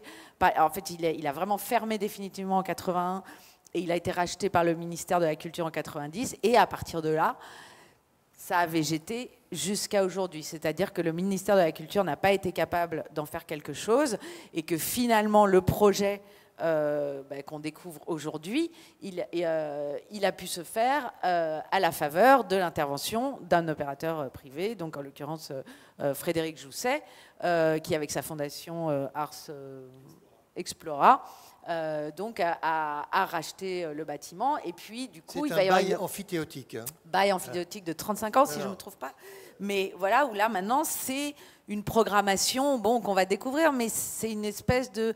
Il y a quelque chose d'un petit peu opportuniste où, en fonction de... C'est que des opérateurs privés qui vont faire chacun leurs expositions. Le bâtiment va être... On va pouvoir le louer pour faire son mariage. Bon, très bien, peut-être il y aura des expositions formidables. En tout cas, c'est magnifique. On est sur un site sublime. C'est le jardin qui a été fait par le nôtre, là, pour la forêt de Meudon, oui. Avec cet étang. Bon, ça vaut le coup d'y aller pour l'architecture du lieu, pour le site, etc., pour les expos, je ne sais pas, mais c'est vrai que en fait, le ministère de la Culture n'a plus les moyens, en fait, d'occuper un bâtiment comme ça, de le programmer. C'est pour ça que je dis, bon, est-ce qu'il faut être triste, est-ce qu'il ne faut pas être triste, je ne sais pas. C'est un état des choses qui fait qu'aujourd'hui, c'est les fondations privées qui prennent en charge la culture en France. C'est quand même... c'est un peu le constat de ça que fait ce bâtiment. Alors Philippe, là, il y avait quand même un défi à la fois technique, on l'a dit, et esthétique. Il y avait les deux choses. Comment arriver à se glisser dans ce bâtiment? Bon, d'abord, moi, je ne peux pas trop en parler pour une raison éthique. C'est que, moi, je travaille pour Beaux-Arts, et Beaux-Arts, c'est Frédéric Jousset. C'est un peu compliqué. Si j'en dis du bien, on va dire que je suis acheté. Si j'en dis du mal, je suis viré. Non, peut-être pas. Mais de toute façon, j'en dirais pas du mal, parce que c'est vrai que, déjà, c'est le travail des architectes data qui eux-mêmes ont déjà travaillé avec Koulas. Il y a une continuité quand même. Hein. Ils ont fait ensemble. En effet, sur la fondation Anticipation. Voilà, donc oui, il y a une continuité d'esprit. Moi, je voudrais citer une chose, c'est qu'il y a un détail que je trouve très intéressant, c'est qu'ils ont rajouté quand même, on ne l'a peut-être pas dit, les mezzanines qui n'existaient pas. Et donc ces mezzanines, il a bien fallu les poser sur des poteaux, et ces poteaux, il fallait bien les fonder. Mais le problème, c'est qu'on n'a pas le droit non plus à toucher aux fondations des anciens piliers. En dessous, il y a une semelle, bien sûr, qui dépasse de chaque côté, et on ne peut pas se mettre dessus. Donc, ils ont dû faire que leurs poteaux, qui sont ronds, quand on les voit, en dessous, ils sont, j'ai bien compris, en biseau, pour éviter de toucher. C'est-à-dire que vraiment, c'est compliqué, quoi, quand on s'installe dans ce genre de bâtiment. Bon, voilà, sinon, tout ce que vous avez dit, oui, voilà, je n'ajouterai rien. En tout cas, il y a un défi technique, là, Sophie. Cette paroi, comment la glisser là, comment tu vois les choses? Je suis un peu gênée de parler de ce bâtiment-là parce que pour des raisons de santé, j'ai pas pu me déplacer et aller le voir. Peut-être parler de la démarche de data justement sur l'existence. C'est ça qui est. Il y a un sujet de fond derrière ce bâtiment. Oui, c'est ce qu'on disait tout à l'heure à propos de Chipperfield. Enfin, il y a un vrai investissement de data. Quand on voit les photos de la façade nord avant et ce qu'ils ont réussi à construire aujourd'hui, c'est clair que le bâtiment est plus beau et magnifié aujourd'hui à travers leur intervention. Et puis je trouve que c'est aussi chargé de promesses pour eux. Il y a quand même, quand on fait le tour du périph' parisien, il y a quand même encore tout un patrimoine très intéressant de hangars un peu de ce type-là. Et quand on voit qu'il y a quand même eu un problème de foncier dans Paris et qu'il y a beaucoup de structures artistiques qui cherchent à s'expatrier, ça peut avoir aussi valeur d'exemple de ce point de vue-là. Oui, j'ajouterais juste une chose sur les architectes de data, qui sont des gens extrêmement attachants et très modestes, parce que même ils expliquent même que la communication, c'est pas leur truc, ils ont tort d'ailleurs, je pense, mais et c'est marrant parce qu'ils sont même à s'envoyer presque des vannes l'un sur l'autre en permanence, tout en étant dans une grande sympathie commune. Et c'est vraiment des gens très agréables, quoi. Voilà. C'est vrai qu'il y a un rapport critique entre oui. les deux, Oui. entre Colin et Léonard. C'est assez intéressant de voir. Ils sont tous les deux profs, ils enseignent. Mais c'est intéressant, ils ne sont pas toujours d'accord. Mais de ça naît toujours des projets extrêmement précis. Et c'est peut-être là une marque de fabrique. Toi qui connais bien, tu parlais de la maison du directeur oui. en face de Val-de-Seine. La précision. Mais je pense que justement ce débat permanent entre eux, c'est ce qui leur permet d'avoir le maximum de distance par rapport à ce qu'ils font. C'est-à-dire qu'ils ne vont pas se projeter dans le bâtiment, ils ne vont pas chercher à faire des formes, ils ne vont pas chercher à avoir une écriture. Et je pense que le spectacle là, de ce jeu de ping-pong permanent, c'est vraiment ça la clé de leur travail. Alors, je voulais quand même noter la beauté du dessin, parce que finalement, voilà, c'est un peu comme Chipperfield avec Mies van der Rohe, quoi. Ils n'avaient pas grand-chose à faire à part cette façade et voilà, cette façade pignon. Et même sur cette façade, en fait, ils avaient très très peu de licences, puisque les architectes des monuments historiques voulaient qu'il soit le plus neutre possible. Et donc, ils ont quand même réussi à imposer ce cercle inscrit là. Et c'est à la fois très peu et en même temps, ce serait malveillant de dire que c'est leur signature, mais en même temps quand même c'est leur signature, c'est comme ça qu'ils existent, et c'est en même temps comme ça que tout d'un coup il y a l'architecture contemporaine qui s'invite dans l'architecture historique, et donc ce palimpseste qui s'incarne vraiment. Il y a à la fois, je trouve, voilà ce que j'essayais d'exprimer tout à l'heure sur le poids de la façade qui quelque part résonne avec le poids de l'histoire, et puis il y a ce cercle dans lequel on imagine presque le bonhomme de Léonard de Vinci là. Enfin, il y a quelque chose de très moi, je pense que le cercle n'est absolument pas formel, hein. C'est vrai que le cercle, on le voit très bien, c'est ce qui permet effectivement de faire comprendre donc, la spatialité qui se trouve derrière la façade, parce qu'il reprend la voûte donc, du bâtiment, mais simplement, si ça avait été qu'un demi-cercle, voilà, ça n'aurait pas marché, parce qu'il y aurait eu quelque chose de très classique tout d'un coup qui serait apparu. Et là, justement, ce qui permet de rendre compte de la spatialité qu'on va découvrir après, quand on rentre dans le bâtiment. Voilà, et je pense non mais lui, eux, il y a pas. Je pense pas qu'on puisse dire qu'il y a de la forme chez eux. Ils en sont. Il n'y a pas de signature, il n'y a pas de forme. Hein, et puis voilà, moi, mais par contre, ce que je trouve vraiment fascinant, on le voit bien sur l'image, quoi. Hein, c'est cette idée de. C'est la structure hyper imposante, et puis qui disparaît simplement quand on est à l'extérieur, parce que le verre, il est placé au nu de la structure, au lieu d'avoir un retrait. Enfin, c'est ça qui est. Et le changement qu'on peut avoir quand on est à l'extérieur et quand on passe dedans. Voilà, c'est ça qui est fascinant. C'est vrai, mais il disait quand même qu'ils avaient envisagé le cercle comme le nez du Zeppelin. ils sont pas, ils ont aussi ces types d'images quand même dans le discours. Oui, mais c'est eux qui le disent, hein, c'est pas moi. Non, mais c'est juste une référence mentale. C'est-à-dire que, voilà, par exemple, Scoyton a fait un dessin absolument magnifique sur ce bâtiment. Et évidemment, il ne connaissait pas le projet de Data et Scoyton l'avait fait avant, François Scoyton. Donc, c'est assez intéressant. En tout cas, c'est un lieu culturel du Grand Paris à découvrir sur la trace quand même de le nôtre. Ça a été dit tout à l'heure, et ça, c'est Falocci ne peut être que d'accord, et ça va nous plaire. On va vous emmener maintenant à Montrouge, on reste dans le Grand Paris, pour un foyer RATP.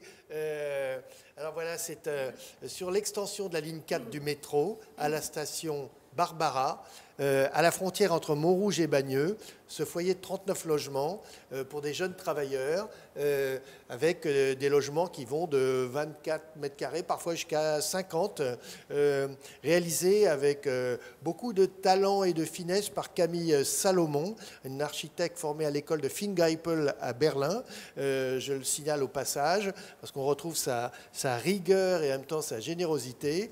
Un bâtiment construit sur une station de métro, donc avec des enjeux techniques, justement par rapport à la question du bruit et autres, très important, une géométrie urbaine et une géométrie spatiale. Il y a là quand même un travail d'architecture assez exceptionnel. Alors, Philippe, toi qui es un habitué de la ligne 4... Absolument. Non, surtout, oui.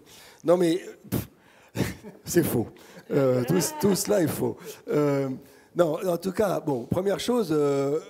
c'est vrai, elle bénéficie quand même d'un positionnement d'angle qui est quand même, alors elle l'a pas gâché, mais c'est quand même un positionnement génial quand on doit déjà faire un pâté de maison comme ça. Bon, c'est la première des choses. La deuxième, c'est que ce qui est intéressant, je trouve, c'est que d'abord, tu l'as dit, c'est situé exactement au-dessus d'une station de métro, avec tous les problèmes qu'on parlait tout à l'heure, des problèmes sismiques. Là, il y a les problèmes de vibration, de mouvement d'air, et ça, ce qu'elle a expliqué. C'est comme ça que j'ai appris, mais vous aussi peut-être, un mot que je ne connaissais pas, le bruit solidien, c'est ça. C'est-à-dire, en fait, les vibrations remontent dans les murs vibrent et les planchers, tout cela fait du bruit, et on appelle ça un bruit solidien. C'est intéressant, cette notion d'un bruit solide. Voilà. Donc, elle a dû faire avec ça. C'est vrai que, évidemment, c'est un foyer de jeunes travailleurs, donc il y a une espèce de minimalisme partout.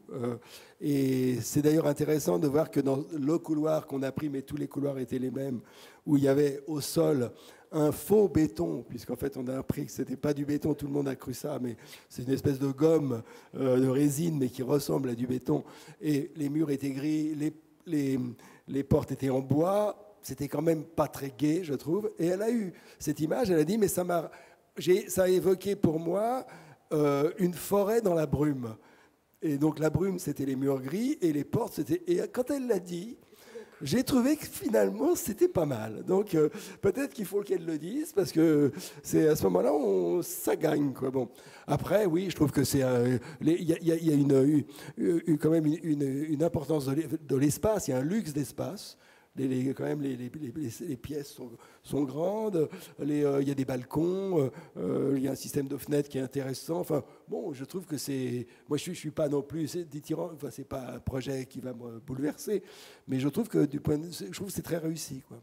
Sophie. Oui, je pense que là, ce qui est intéressant, c'est de revenir sur le processus de conception. Donc, elle, c'est vraiment un pur produit de l'école allemande. Elle a donc été formée au sein de l'agence Lean. Elle était d'ailleurs chargée de la construction de plusieurs stations de métro.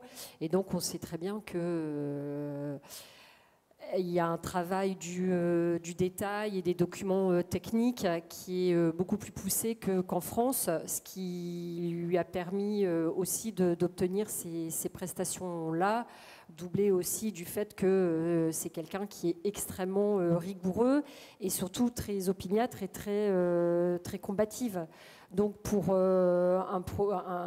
donc Ce sont des logements où les jeunes travailleurs ont la possibilité d'avoir un encadrement social et où ils restent pour une durée maximum de 2 ans. Donc elle s'est vraiment posé la question de savoir ce qu'elle pouvait apporter en plus dans le cadre de l'habitat temporaire. Donc effectivement, pour la question des circulations, elle voulait que ce soit quelque chose d'invitant. Et en fait, il y a la qualité de sa circulation, elle tient à un petit détail. Enfin, déjà, de toute façon, je trouve que dans le choix de ses tonalités, elle arrive à trouver des tonalités gris qui sont chaleureuses et qui ne sont pas froides. Et c'est aussi surtout parce que le béton des parois vient taper directement justement sur le sol et qu'on n'a pas cette habituelle plinthe ou le quart de cercle en bois. Donc, c'est un détail tout bête, mais ça change vraiment complètement la perception du lieu. Donc, ça doublait aussi du fait qu'elle a réussi à avoir une belle pose des matériaux. Et alors après, elle a quand même été très inventive dans son système structurel et son système de façade et le travail sur la trame carrée. Donc ça, elle explique aussi que ça lui a été aussi un peu inspiré par la maison carrée d'Alvar Aalto. Mais en tout cas, elle obtient donc au final une allège et les 2/3 de sa façade qui sont des fenêtres qui apportent un maximum de lumière, mais à la fois comme la parcelle est sur une place et qu'il y a quand même cette question des vis-à-vis, elle a volontairement travaillé sur des menuiseries épaisses qui pour elle étaient plus judicieuses que des grandes fenêtres parce que ça permettait quand même d'apporter une intimité. Et alors elle pousse encore la réflexion un peu plus loin, elle fait ses fenêtres en bois massif et le bas de la fenêtre se prolonge par une tablette en chêne stratifié. Donc c'est vrai que moi quand je suis allée visiter, il y a le soleil quand même qui tape là sur tous ces éléments de bois et c'est quand même très beau dans le logement. Voilà, donc je pense que c'est quelqu'un qu'on reverra sûrement, qui va vraiment se distinguer, je pense, dans le paysage architectural. Elle figure d'ailleurs parmi les architectes femmes à suivre en 2023. Donc il y a eu 20 femmes sélectionnées par la revue AMC. Et donc on ne doute pas que son parcours, qui est encore... elle a une décennie de pratique. En tout cas, c'est chargé de promesses. Et là, la promesse est grande. Et à propos des tablettes aussi, il y a un autre détail... donc pour des gens qui ne seront pas forcément énormément meublés, et puis par rapport aussi à des questions de place dans les loggias, elle a aussi réussi à mettre au point un système de tablettes sur le garde-corps de ces loggias, ce qui fait qu'on peut venir travailler dehors ou déjeuner dehors sans avoir besoin de rentrer du mobilier extérieur. Parce que ce qu'il faut préciser, c'est que les logements, c'est du meublé. En fait, les gens arrivent juste avec leur sac et s'installent. Isabelle, pardon. Oui, moi, elle m'a déjà, beaucoup impressionnée, parce que je ne sais pas quel âge elle a, mais elle a l'air très très jeune et quand même, quoi, elle a sa petite entreprise personnelle, là. Elle est toute seule à avoir livré un bâtiment qui est quand même assez impressionnant. 29 logements comme ça, sur une station de 39, pardon, sur une station de métro, et puis qui crée aussi, qui fabrique aussi un espace urbain, quoi, parce que c'est vraiment, c'est une place qui est amenée à être développée autour de cette nouvelle station de métro Barbara, qui va devenir une sorte d'entrée de ville. Voilà, et Sophie a dit beaucoup de choses, mais il y a une qualité d'espace, en fait, qui est vraiment... qui est extrêmement presque luxueuse d'une certaine façon, de lumière. En fait, elle a vraiment travaillé. On rentre comme ça par une sorte de petit hall, entrée à double niveau, qui serait un espace relativement étroit, mais où on a tout de suite une sensation il y a de la lumière qui rentre de partout, en fait, parce qu'il y a c'est vitré de part et d'autre, ça s'élève comme ça sur 2 niveaux. Et ça, les ouvertures, elle les a mises vraiment partout où elle pouvait, à la fois dans les parties communes et à l'intérieur où c'est magnifique et où ces menuiseries en bois très épaisses comme ça, qui sont pas, c'est pas quelque chose de banal en fait. En tout cas, l'intuition était vraiment très très bonne parce que ça structure l'espace. Là, il y a une épaisseur comme ça qui donne une sorte de qualité, de luxe, et qui sans doute réussit aussi l'intention qu'elle avait, qui est de protéger un petit peu les gens à l'intérieur. C'est à la fois chaleureux et puis ça protège peut-être un peu des vues. Enfin, il y a voilà, cette structure. Et surtout, moi, ce que je trouve peut-être le plus... en fait, c'est réussi à tous les niveaux. Voilà, on est dans les détails. Il y a ces tablettes qui font bureau, là, c'est génial, sur les petits balcons. Mais il y a aussi la manière dont, finalement, le gabarit... Elle a travaillé le gabarit, puisque au départ, finalement, c'était un bâtiment qui était d'un seul bloc. Et en réalité, elle a décidé de faire une sorte de retrait comme ça sur la parcelle pour pouvoir offrir... Enfin, pour plusieurs choses, en fait. Pour mieux réussir l'intégration du bâtiment dans le tissu pavillonnaire, et c'est très réussi de ce point de vue-là. Et ce retrait, finalement, sur ce retrait qu'elle opère, libère un espace qui est une terrasse et qui est un vrai espace collectif au milieu de ce... On a voilà, son bâtiment à elle qui est en aluminium, comme ça, en façade aluminium, et qui est au milieu de ce tissu pavillonnaire assez génial, quoi, un peu bordélique, typique de banlieue Montrouge. Et du coup, ça crée quelque chose de généreux, d'utile et de très bien intégré dans la ville. Alors, Richard, tu vas prendre un logement? Non, ça ne m'a même pas traversé l'esprit, excuse-moi. Des fois, ça m'arrive, mais pas cette fois-ci. C'est pas que j'ai trouvé le bâtiment pas intéressant. Hein. Bon, d'abord, je voudrais quand même revenir sur son parcours, parce que tu as dit que c'était un pur produit de l'école allemande. Cette fille, elle vient de Versailles, donc elle a fait toute sa scolarité là-bas. Quand Michelin était directeur, donc et ce qui est vraiment intéressant, c'est qu'il y a des étudiants qui ont dû choisir des mauvais profs, et elle a su prendre vraiment les bons profs, et elle a dû finalement bien se faire orienter pour après pouvoir rentrer chez Lynn, puisqu'elle a pris Trottin, elle a pris Rifkin, elle a pris Chauchon, après elle a pris, comment s'appelle-t-il, Ovette, voilà, comme les Data qui l'ont suivi, qui ont travaillé dans une agence, et puis enfin Clouche et Ido Avissar, ça a été la porte qui lui a permis de rentrer après chez Lynn. Voilà, donc son parcours, voilà, quelque part, moi j'ai bien ressenti quand même, malgré tout, l'enseignement d'une certaine école à l'intérieur de l'école dans laquelle j'ai enseigné pendant 20 ans. Ensuite, ce que je trouve vraiment fascinant dans ce bâtiment, mais je trouve ça vraiment absolument génial, c'est le travail sur la géométrie. C'est-à-dire qu'elle n'était pas obligée de faire un hexagone, hein, elle devait faire, donc, comme tu l'as dit, c'est un bâtiment d'angle, elle devait faire un V, voilà, un V assez bas, et là, elle a fait un hexagone, et puis elle a profité d'une indétermination du PLU pour l'augmenter d'un niveau. Et ça change tout, putain. Voilà. C'est presque une tour comme ça, hein, une tour, on a parlé de centripète, centrifuge, une tour centrifuge qui domine le carrefour, qui marque la station de métro. Et c'est vrai que souvent, les stations de métro, quand elles sont dans les bâtiments, on ne les voit pas. Putain, là, tu la vois, c'est clair. Tu vois. Et ensuite, ce que j'ai vraiment aussi trouvé fascinant, c'est le plan. Voilà, parce que le plan, voilà, c'est un hexagone. Et donc il y a l'escalier, donc il traverse complètement l'hexagone, enfin le couloir, il traverse complètement l'hexagone.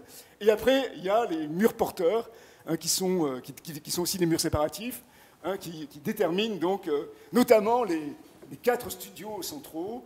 Et après, dans les angles de ce dispositif, eh bien, on a les grands appartements qui, eux, peuvent parfois bénéficier donc d'une double orientation. Les studios, ils sont orientés soit au nord-est, soit au sud-ouest.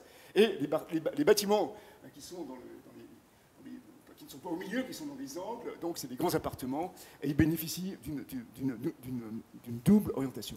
Et ce que j'ai trouvé aussi vraiment super génial, c'est que cet hexagone, on le voit sur les photos, putain, il est absolument pas régulier, quoi. Il est vraiment tordu. Et c'est ça qui est fou, parce que quand je suis arrivé, c'est vrai, j'avais vraiment l'impression que c'était un hexagone régulier. Et en fait, c'est ça qui donne sa puissance, quoi. C'est qu'il n'est pas tout à fait régulier. Et donc, il veut absolument être un hexagone régulier. Et ça lui donne une puissance encore plus forte, quoi.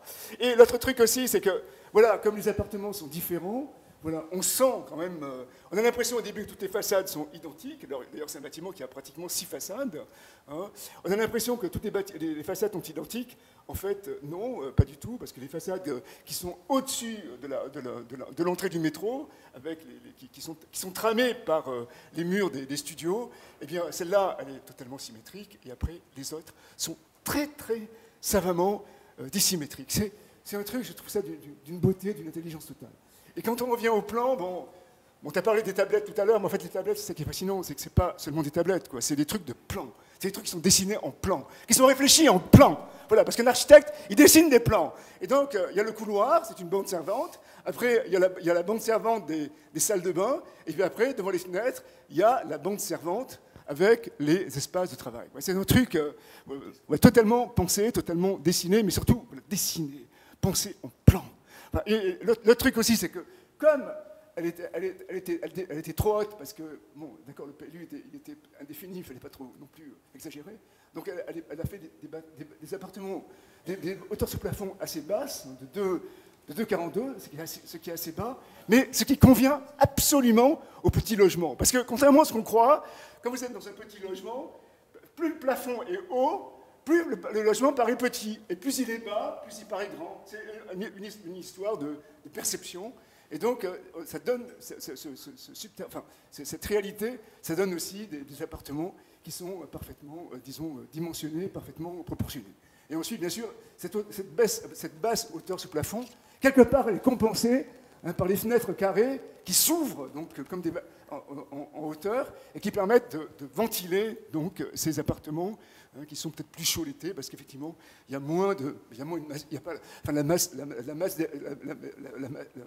masse d'air chaud donc pèse sur le vide. Voilà, moi je trouvais ça. Enfin, je vois, quand tu m'as dit on va voir ça, je me suis dit mais qu'est-ce qu'il faut nous faire voir, c'est pas possible. Et je trouvais ça mais vraiment. Je suis sorti complètement conquis. Oui, mais parce qu'il faut te sortir de la place de la Nation. Il faut que tu ailles un peu plus loin. Donc j'élargis le cercle. Elle est très bien, tu vois, Meudon, Bagneux, Montrouge. Je voudrais juste abonder dans le sens de Richard, parce que c'est vrai que c'est en fait la première chose, la première qualité, c'est quand même, j'en ai pour une seconde, mais c'est la qualité de l'espace des appartements, quoi. Parce que les studios, c'est des petits rectangles comme ça, mais ils sont effectivement sauvés, magnifiés par ces fenêtres, mais tous les autres appartements qui sont en angle, ils ont cette qualité qui est donnée par les angles aussi, en fait, et par leur asymétrie. Et donc, on est dans des espaces qui sont complètement atypiques et qui créent, finalement, qui dilatent l'espace et qui donnent une sensation de liberté, quoi. Ouais. Très bien. Dernière séquence de notre rendez-vous critique. Voilà, une carte blanche que j'ai donnée à chacun de nos camarades, où typologie, comment des contextes très différents vont passer leur peu de temps, pas plus de 4 minutes chacun, s'il vous plaît.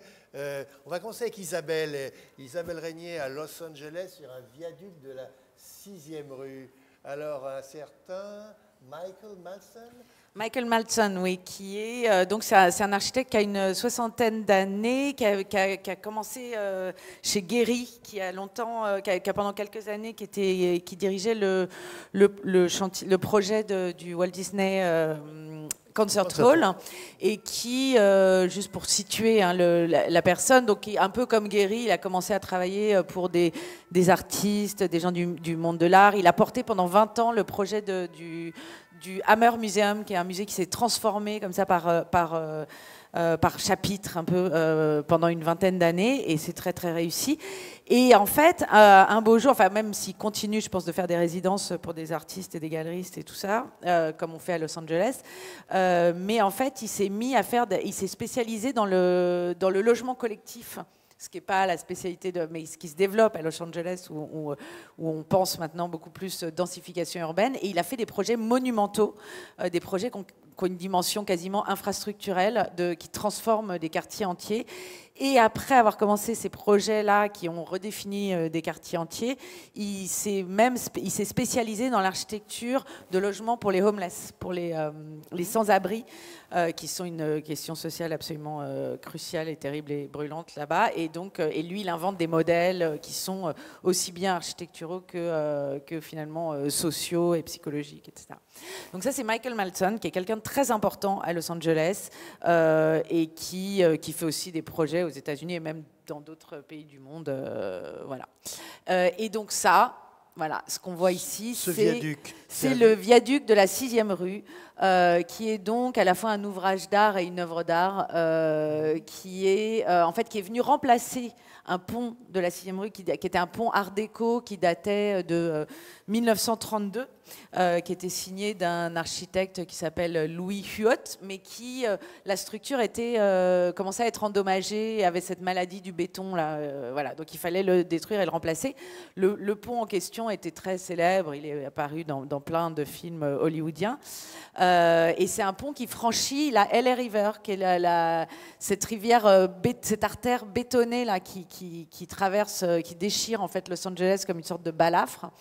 Qui a été bétonné dans les années 30, enfin bon bref. Donc il court au-dessus de ça, il part de downtown, du quartier de Art District, et il rejoint le quartier latino de Boyle Heights. Et ce qu'a fait donc Maltzon, qui voulait offrir une infrastructure qui soit en même temps une architecture qui apporte à la ville et à ses habitants une forme de fierté. Il a joué avec ces motifs, les motifs du pont précédent, parce que le pont précédent était traversé par 2 grandes arches, et il les a démultipliés comme ça, de manière quasi stroboscopique, quoi. Il y a un côté hallucinant, il y a 10 arches de chaque côté.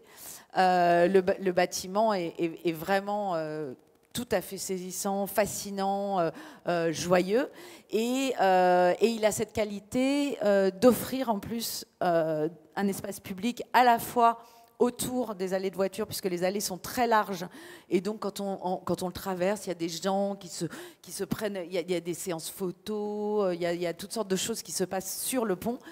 En dessous du pont aussi, où il y a des raves qui s'improvisent, toutes sortes de trucs, et où par ailleurs, sur chacune des rives, on est en train d'aménager un parc de 5 hectares.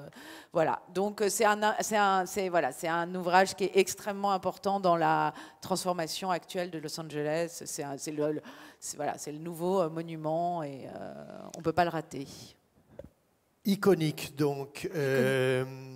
Alors Sophie Trelka, elle nous emmène dans le nord de la France. Oui. Pour l'extension d'un lycée à la Madeleine. Voilà, exactement. C'est de Roubaix. C'est à la Madeleine, mais vraiment en bordure de l'île. Donc, brièvement, tant qu'architecte, c'est une agence lilloise qui fait partie vraiment de ce qu'on peut considérer maintenant presque une école du nord de la France. Donc eux, en plus, avec un lien avec la Belgique qui se sent et qui est intéressant dans leur production, puisqu'ils ont été formés à tourner et qu'ils y enseignent toujours. Donc assez brièvement, moi j'ai fait ce choix parce que on peut déplorer aujourd'hui que les architectes avec le système des concours, sont toujours un petit peu enfermés dans un certain type de programme. Donc, ce qui peut être un peu le cas pour eux, parce qu'ils ont quand même réalisé extrêmement de bâtiments d'enseignement, donc collège, lycée. Et donc, à la fois, ça les a confortés dans la maîtrise de ce type de programme, mais c'est des gens pour qui la question de l'innovation, elle est extrêmement importante. Et donc là, si tu pouvais revenir un petit peu sur le plan. Et là, c'est donc un lycée d'enseignement professionnel qui va former où il y a des laboratoires de microbiologie, de biochimie et de biotechnologie. Et donc l'idée de Tank, ça a été de vraiment magnifier les activités qui s'y passent. Et donc la principale contrainte par rapport au programme, c'était toute la gestion des réseaux et des flux. Et donc ils s'en sont emparés pour en faire vraiment une matière à concevoir l'espace. Et donc ils ont mis en œuvre un système structurel.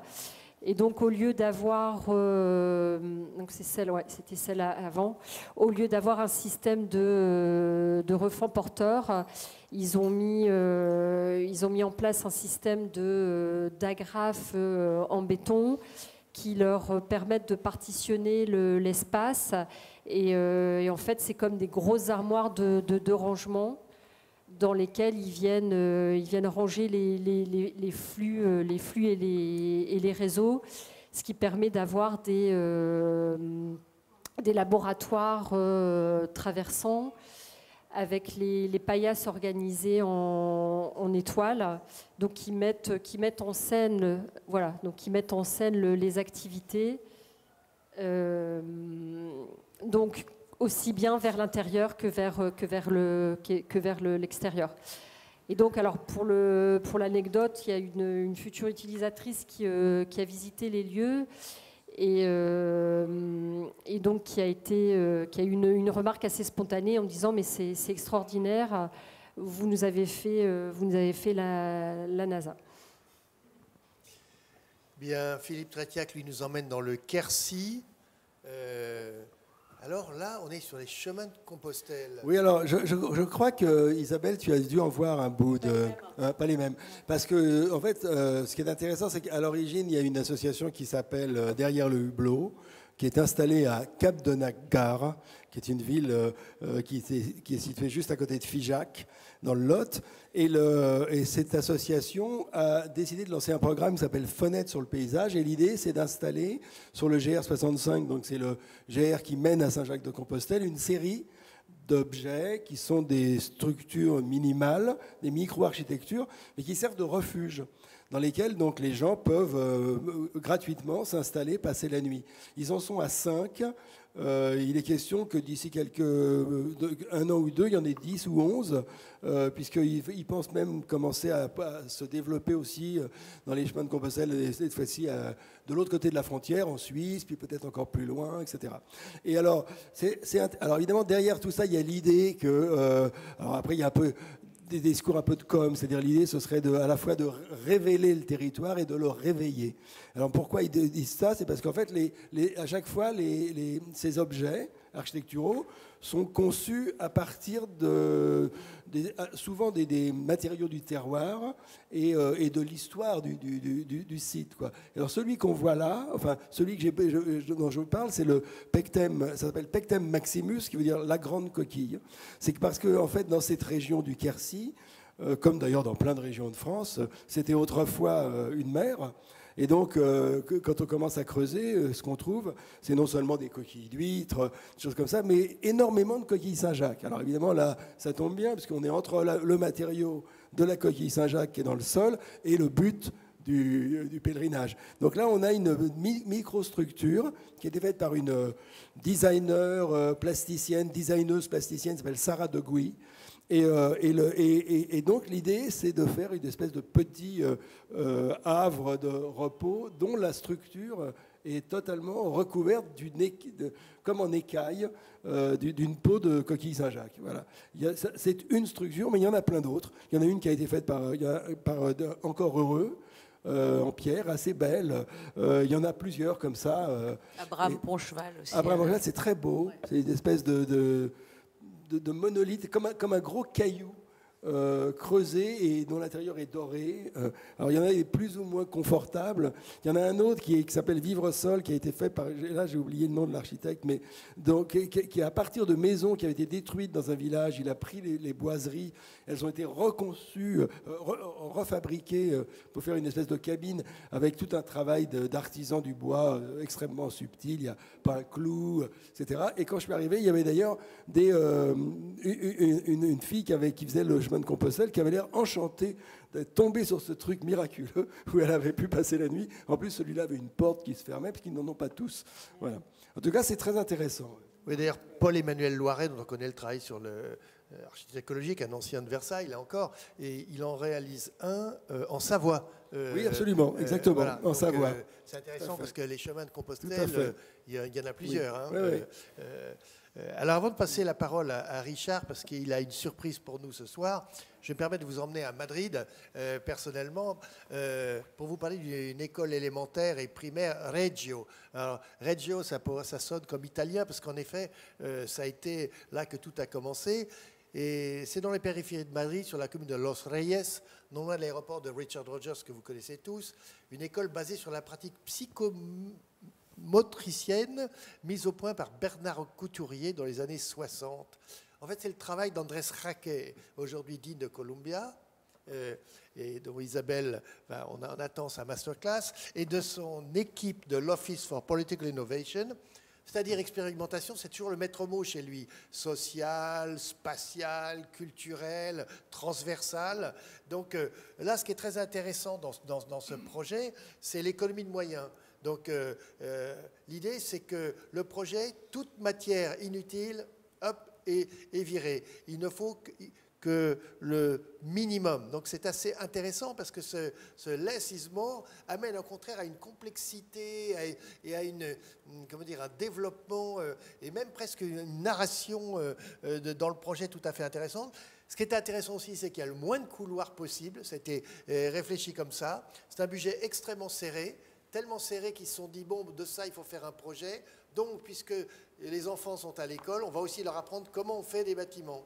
Donc, ils découvrent des choses, ils lèvent le nez, et puis ils découvrent que là, il y a une gaine qui passe. Donc, comme ça, le prof, s'il le souhaite, peut expliquer ce que c'est qu'une gaine ou autre. Donc, c'est tout à fait intéressant. C'est un empilement, en fait, d'espaces hétérogènes. En fait, le principe, c'est que les enfants, les plus petits sont en bas, et quand ils montent en âge, ils montent aussi dans les étages. Donc, c'est en fait très, très simple. Et donc, aucun souci du détail. Ne cherchez pas. Là, on n'est pas chez Chipperfield. Là, c'est pas du tout l'idée. Tout est dans l'usage. Donc là, c'est très, très intéressant parce que, en fait, on s'aperçoit que l'appropriation est évidente. Les murs, les coins, le jardin d'hiver, qui est central, marche très, très bien. Alors, le socle est en béton. Puis après, une série comme des petites maisons aussi. Et ce qui est très intéressant, c'est la peau de ces maisons. La peau de ces maisons, en fait, on pourrait croire que c'est du béton projeté. Non, c'est du liège. Voilà. Et ce liège, précisément, il est là aussi pour attirer la biodiversité et pour que les petits insectes et autres volatiles puissent passer par là et donc fassent changer cette école. Bref, c'est une expérience assez incroyable que Andrés Raquet, dont on connaît, et chaque projet est toujours absolument étonnant. Là, il le prouve une fois de plus sur un projet pédagogique. Et quand on écoute la directrice de l'école, elle est absolument... Alors elle, c'est la plus grande attachée de presse des architectes. Là. C'est qu'elle peut vous dire comment tout marche et que c'est génial. C'est le bonheur total, dit-elle. Voilà.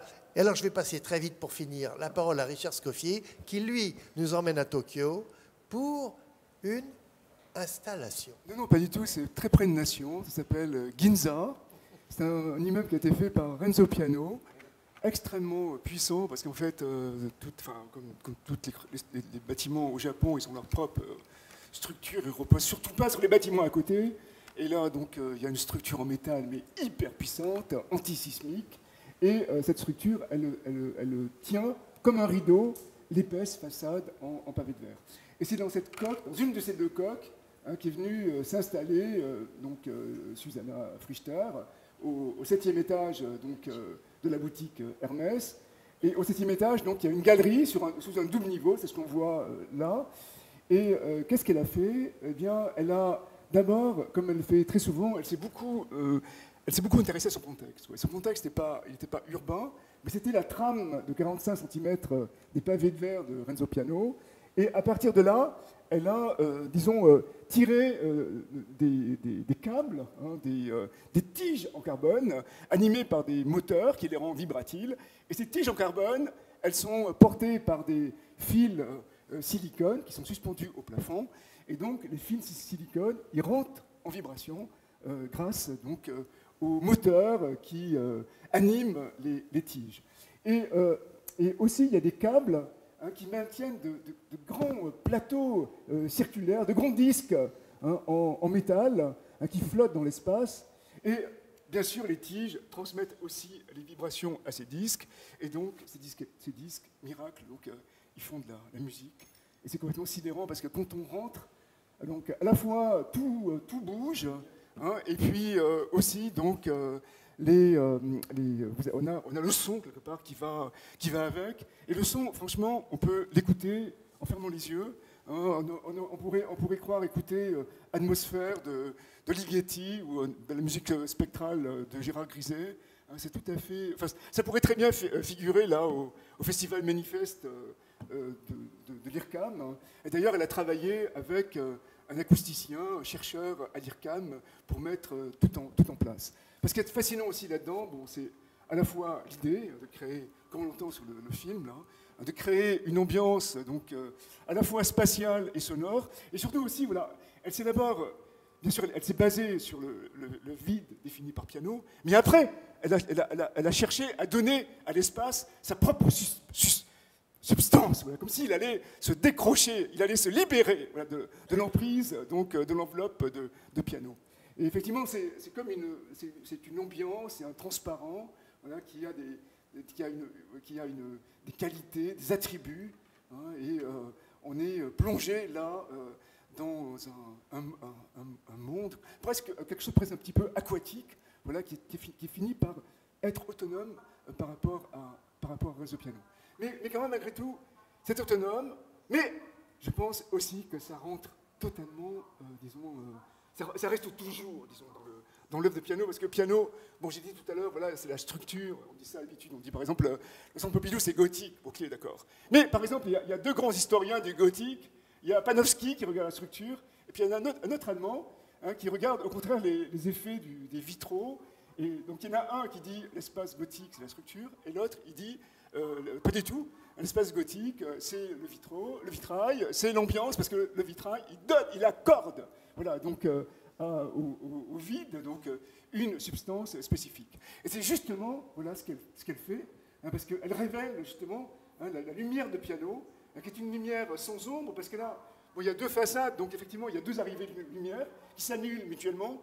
En plus, les pavés, donc, ils cassent, ils brisent complètement le rayonnement, et donc elle parvient, donc, quelque part, à mettre en avant voilà, le piano comme, disons, un créateur d'ambiance spatiale, plus qu'un créateur de structure architecturale.